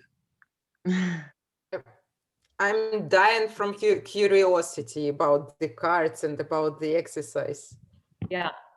I will not be able to sleep over the night. Me too. I would continue. Only excited and psych about this. Yes. Avi, maybe make a demo. Why don't you make a small demo? Yeah, I think so as well. A demo. A small one. You pay, I do. I'm curious to work with Daniel. Okay, Daniel, are you ready to show? Yeah, I'm here. Yeah. So tell me the numbers. I will bring the The first was, okay, number 4, number 9, number 22. Wait. Okay. Wait. So number 4. Wait.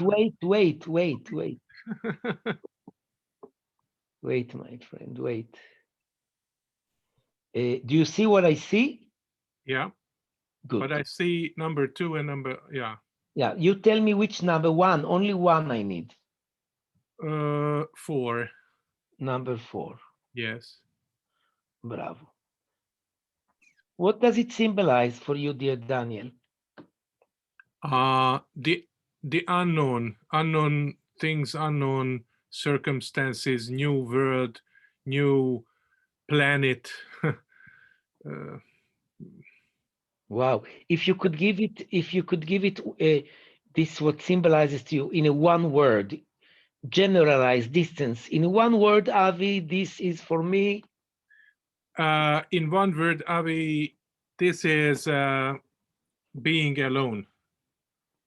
Being alone.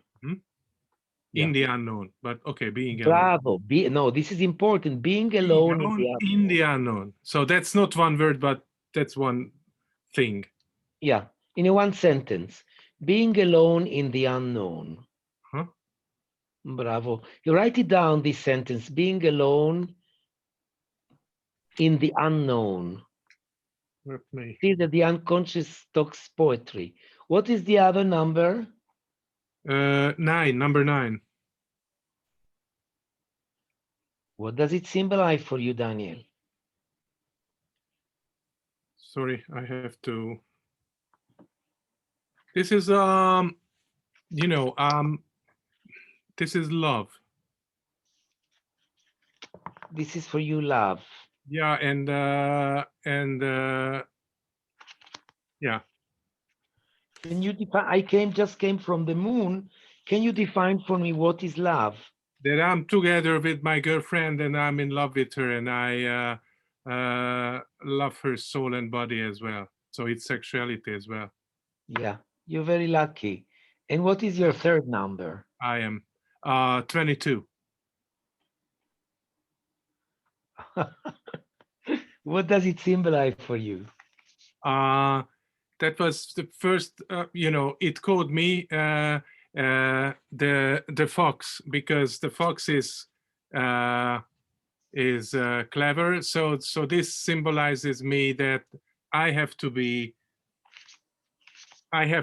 always clever, and I have to win. Bravo. So this exercise that you do with clients for assessment, they tell you in the here and now to which archetypes your client is connected.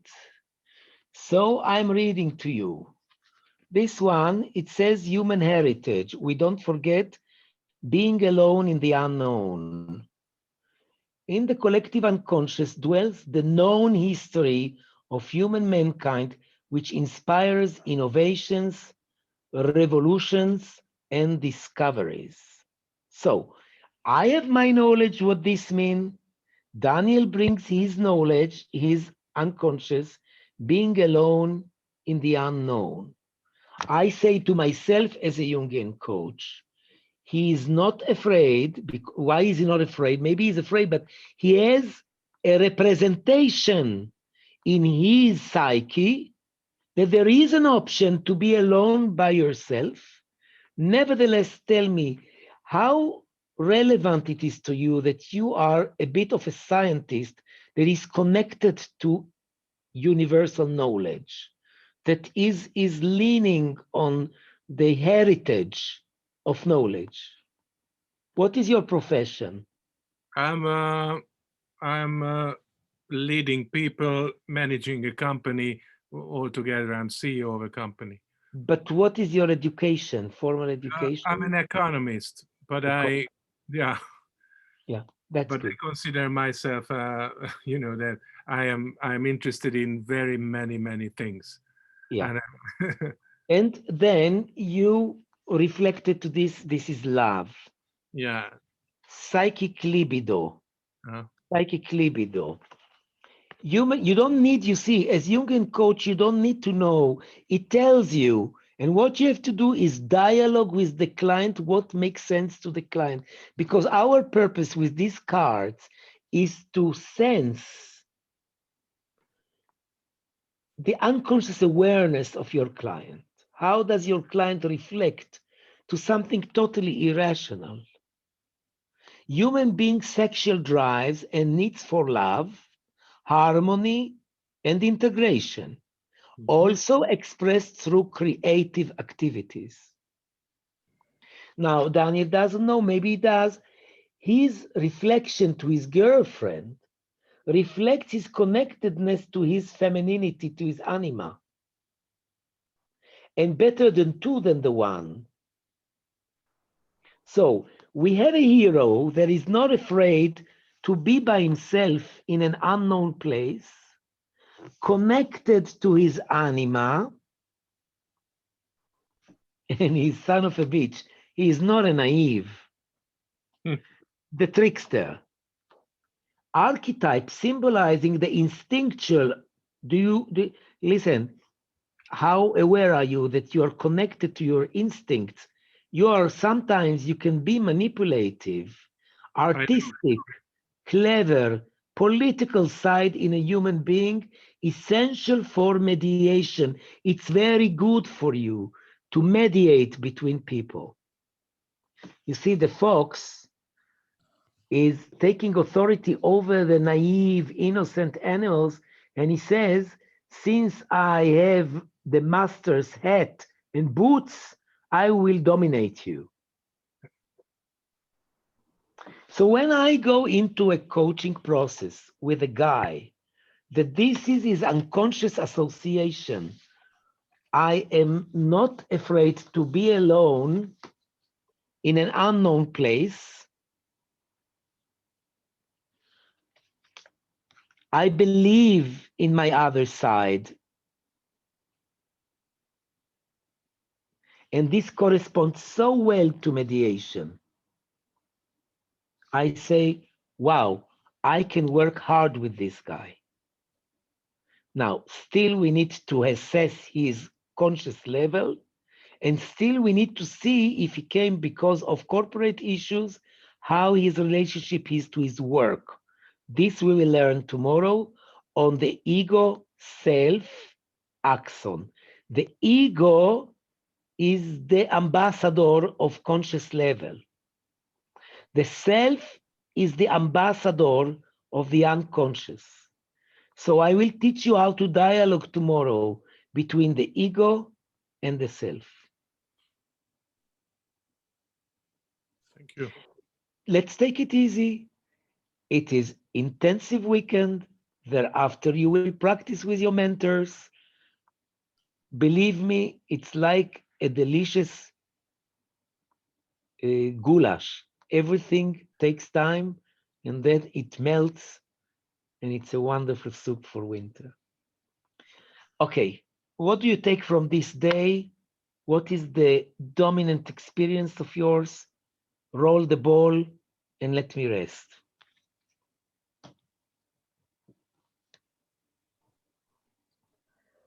If I have to choose one thing, naturally, this last 15 minutes with you and with the cards. So this is food for thought. Thank you very much for that. And I'm rolling the ball to Eva. Oh, thank you. So it was very intense. I mean, touch from different levels, and it shows the way just to go. I mean, to work on a different level. So not with rationality, but just going deeper and in a very fast way. So I think it's really, really brilliant. Thank you. And that's what I was also looking for, not something that works with the mind, with the words, but that can go deeper and faster. So I'm looking forward for tomorrow and the next day. And I rolled the ball to IJ.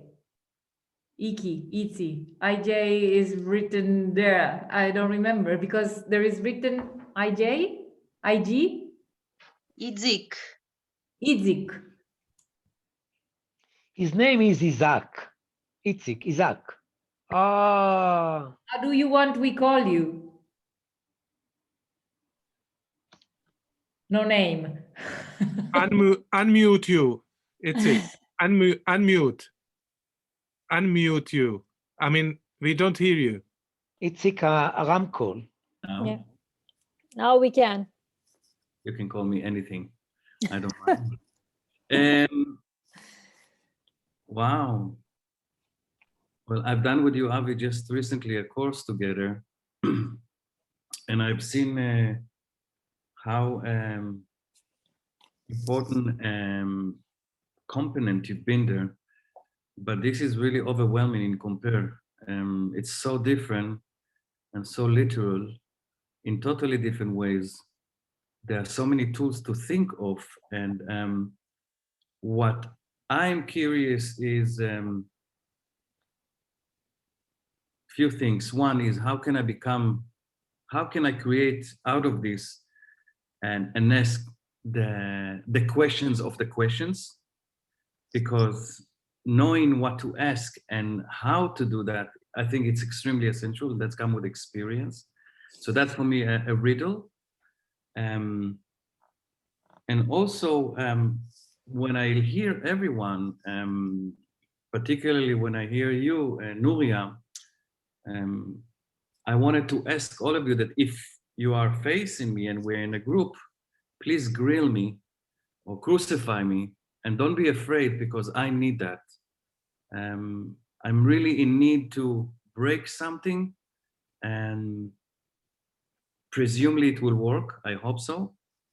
And that's it. I was quite upset why you didn't choose me with the card. So hopefully tomorrow we do. Roll the ball. I'm curious now with the cards, actually, which one you choose. But anyway, I can tell you. No, mañana. Ask roll the ball. Emmy. Oh gosh, so many wonderful learnings today. But the highlight, of course, was getting to observe, witness Nuria's coaching, powerful, masterful coaching. There was transformation that was evoked in the very short session that it was, and that was so touching to see. And it's why I became a coach, to help people. And so I'm so grateful to be able to watch this and learn from it. So thank you both for that.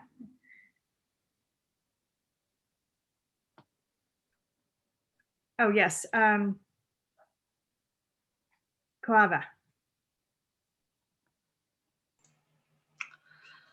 That was fascinating. And yes, it was fast and so much to learn. I am eager to know more and looking forward to hear more. And I see how everything's unfolding. And what I took from it, that the symbol can be the wisdom, the dilemma, and the answer. Bravo. How we are retraining almost the brain, the subconscious, to see the symbol in different aspects.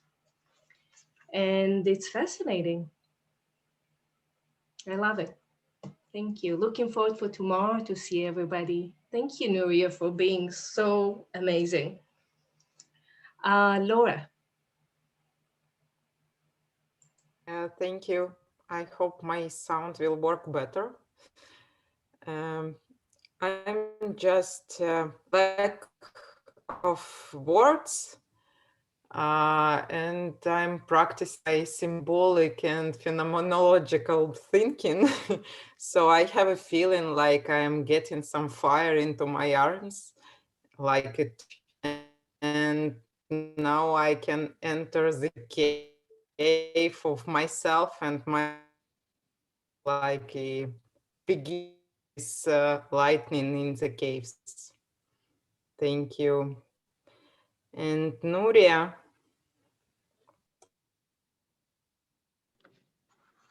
So, first of all, If it was one word, it was be grateful, because I really take a lot from this day with me.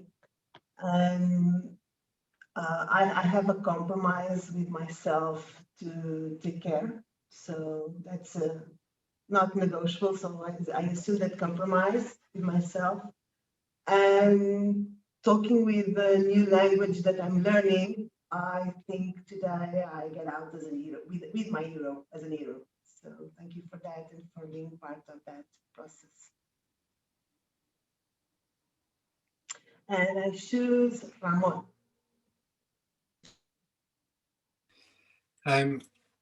Yeah, I've really enjoyed meeting, embarking on this journey with such a diverse group. You're all very nice, as far as I can tell. And yeah, so much knowledge, and very interesting on how powerful symbols are. It's created a sense of hope at answering some of my own deeper symbolic anxieties that I have. So certainly with certain things in this is part of that jigsaw being, you know, pieced back together. It's really powerful stuff. Abby's teaching is absolutely excellent, very fast paced. You know, there's a lot there to digest, and I hope I have some vivid dreams that come out of this tonight. So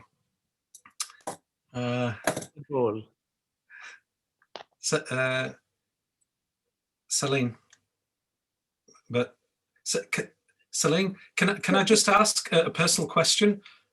Why are you wearing a mask in the house? Oh, I think I look beautiful this way. Don't you agree? She's Muslim. Muslim, you're so funny, Abby. No, sorry, I'm curious. I've been curious ever since you put it on. No. I have my family just popped up for a visit, and I'm shielding. So when they're in the room, when there's people around, I'm putting on the mask because I'm vulnerable. So that's why. See, I'm vulnerable. How easy I say that, right? Yeah. I was impressed by this expression that we don't use in Israel. I'm shielding. This is so strong. It is strong. Wow. It is. Yeah. It is. Okay, Celine, how was the day for you? I haven't seen you. Celine and me, we spent in London, I don't know, it was 2 years ago? Year and a half, yeah. 2 summers ago, yes. Wow. Okay, go on, dear. Yeah. We had the intention, we had the dream of today for so long. That's why I'm living with such a high note, I think. And I just want to say, yes, it's magical, seeing Avi doing his tricks, magics. I want to encourage you. Don't feel like, oh my God, how can I get to that level? Well, yes, he has the mastery, but what I found year after year is it's also in me. It's also in you. Through this journey, you're just gonna connect to it and start trusting it, and it will come out. You will see that you do it on Sunday with a person you don't know. You will see that you will come out with a great session. You don't necessarily need to do all the 4 techniques. You will do what is appropriate. And please trust me, 300 people passed it. It takes time. In the beginning, it's learning a new language. Trust the process. Next, Celine. So I pass the ball to Katerina, who's next to me now. A lot of you have covered some things I wanted to say, so I'm not going to repeat myself. I'm going to say that it has definitely opened a huge appetite. I want more. I have witnessed some coaching sessions, not to me, done executive coaching, and honestly, I would love to see this kind of coaching happening into businesses, and I haven't seen it. I'm extremely curious to how this journey will end and how I will use this for people to help them and support them and everything. And I'm passing the ball to, who hasn't speaking, to Yanya.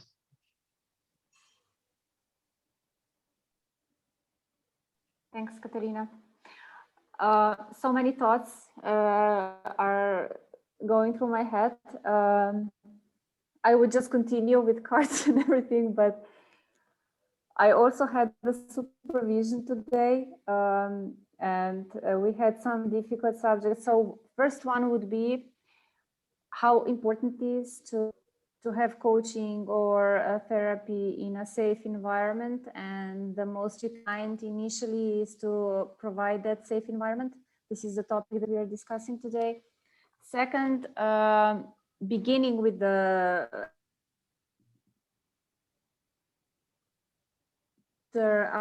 our exercise, when I was repeating or doing demo as well, and then working with Nuria especially, I started to think about that photo more, and a lot of questions came up again. Then, especially till the end of the session,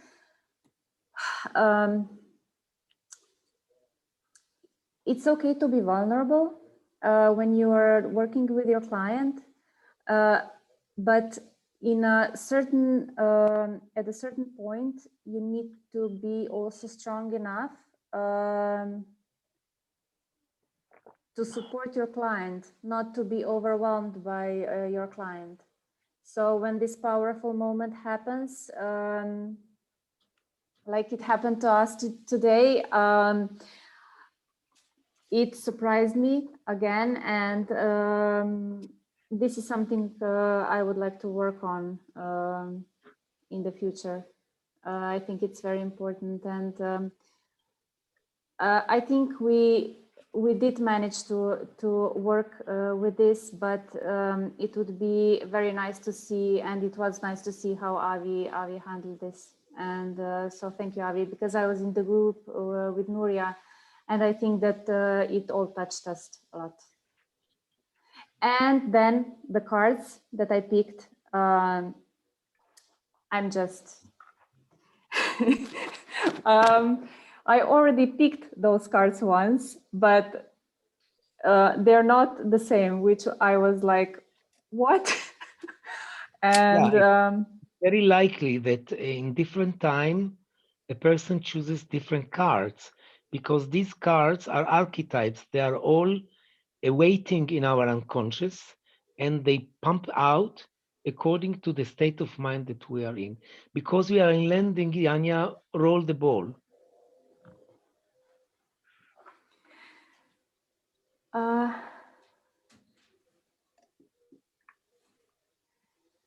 Dana.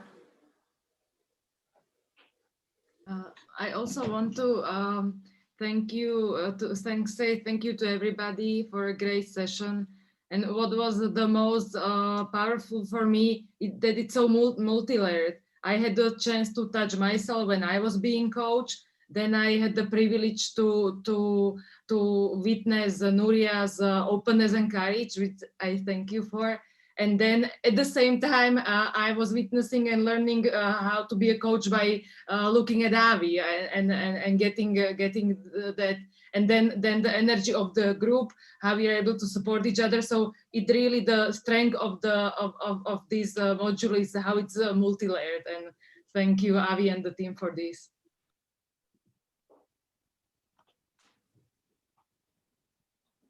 And I go to Roxandra. Hi, thank you, Dana. So I took a few notes. How I feel now, I feel activated. Could be a bit because of the time zone also, because it's just 12 p.m. for me now, almost 1 p.m. So for me, it started very early in the morning at 7 a.m. And just now everything gets ready to go and you guys are leaving. So I feel like I got a bit of taste of what's happening here. Sorry for that. Okay, a bit of taste, and I'm hungry for more. I want to read more. I want to learn more.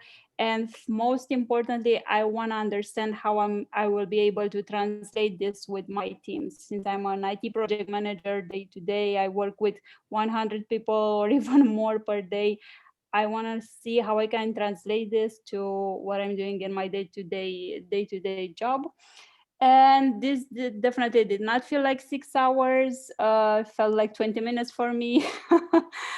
And I wanted to say to Nuria that I am a bit envious because you were so open with us today, and I'm not sure I can be that open in a group like this, but who knows. And other than that, I wanted to add how wonderful would it have been for us to meet actually in person somewhere in Europe or somewhere, to be in the same room. How wonderful would that be? So those are my takes for today, and I'm so happy to be here with everybody here. And I'm gonna roll the ball to Ebru. Can you hear me? Yes, we can. Once I had a problem with the microphone. So I'm very fascinated with with once again witnessing how an image, a picture, a symbol can touch the deepest side of us and activate something very precious and healing, actually. It was very touching. Thank you, Nuria, for showing us that. And thank you for Avi's great master. Thank you. And to Eva, you did spoke Koawa then. Koawa, did you speak? You did. Who else? Who didn't? Daniel. I started. I was the first. Oh, who's left? Vicdan.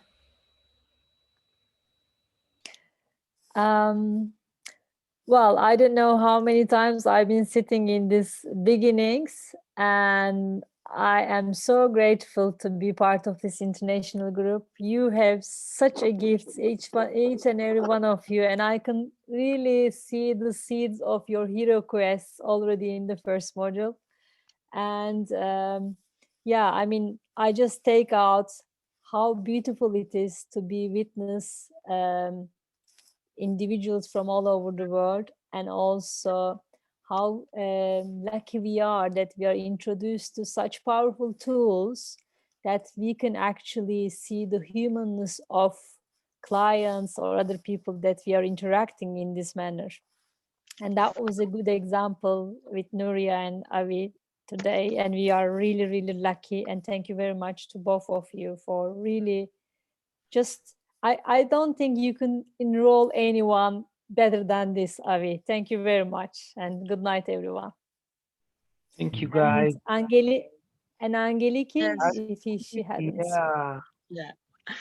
I want to say that I'm really, really, really excited for you, because you have just experienced a small dose of the trip you are getting into, and there is a lot going on in the meantime. I want to say to Yanya about the vulnerability that she brought up. There is a great archetype that is called wounded healer, and through that, by the coach, by being vulnerable, actually empowers the client. So do not be afraid to be vulnerable at that time, because this, Avi will explain, that will ultimately give the coachee the power to overcome his dilemma.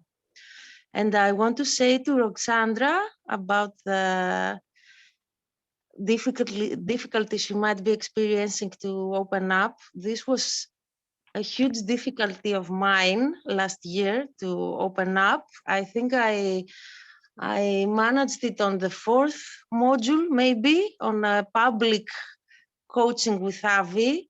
It takes time and patience, and do not worry. Not everybody has the same pace, and it's okay, completely okay. Thank you. So thank you all, and I cannot wait to see you tomorrow and work. Listen, one of the surprises of this program will also be, it occurs to me, we have 11 assistants. Each person is a personality, and I see how they contribute to the holding, and you will be fortunate to meet more people and more people that speak the same language and experienced it, men and women from other countries. And I don't know if I can go to sleep now. My adrenaline is very high. I've been teaching it a lot, but I think that this international, the DNA of people that really stay in different places. And I want to thank Amy again. She's not a word. She's a great supporter of me. And when I needed to decide about the time zone, I consulted with her, when can we do it, that it's not too early for you and not too late for me. And luckily we found this slot of time between 5 till 23. And God bless you and rest. And you don't need to read, you don't need to do homework. Just let this Turkish coffee come down and create the lees of your wisdom. I love you. Good night. Kalobradvi. Good night. Kalobradvi. Good night. Good Good night. night. Bye-bye. Good morning. Not Good night. afternoon. Good morning also. Yeah, and also good afternoon.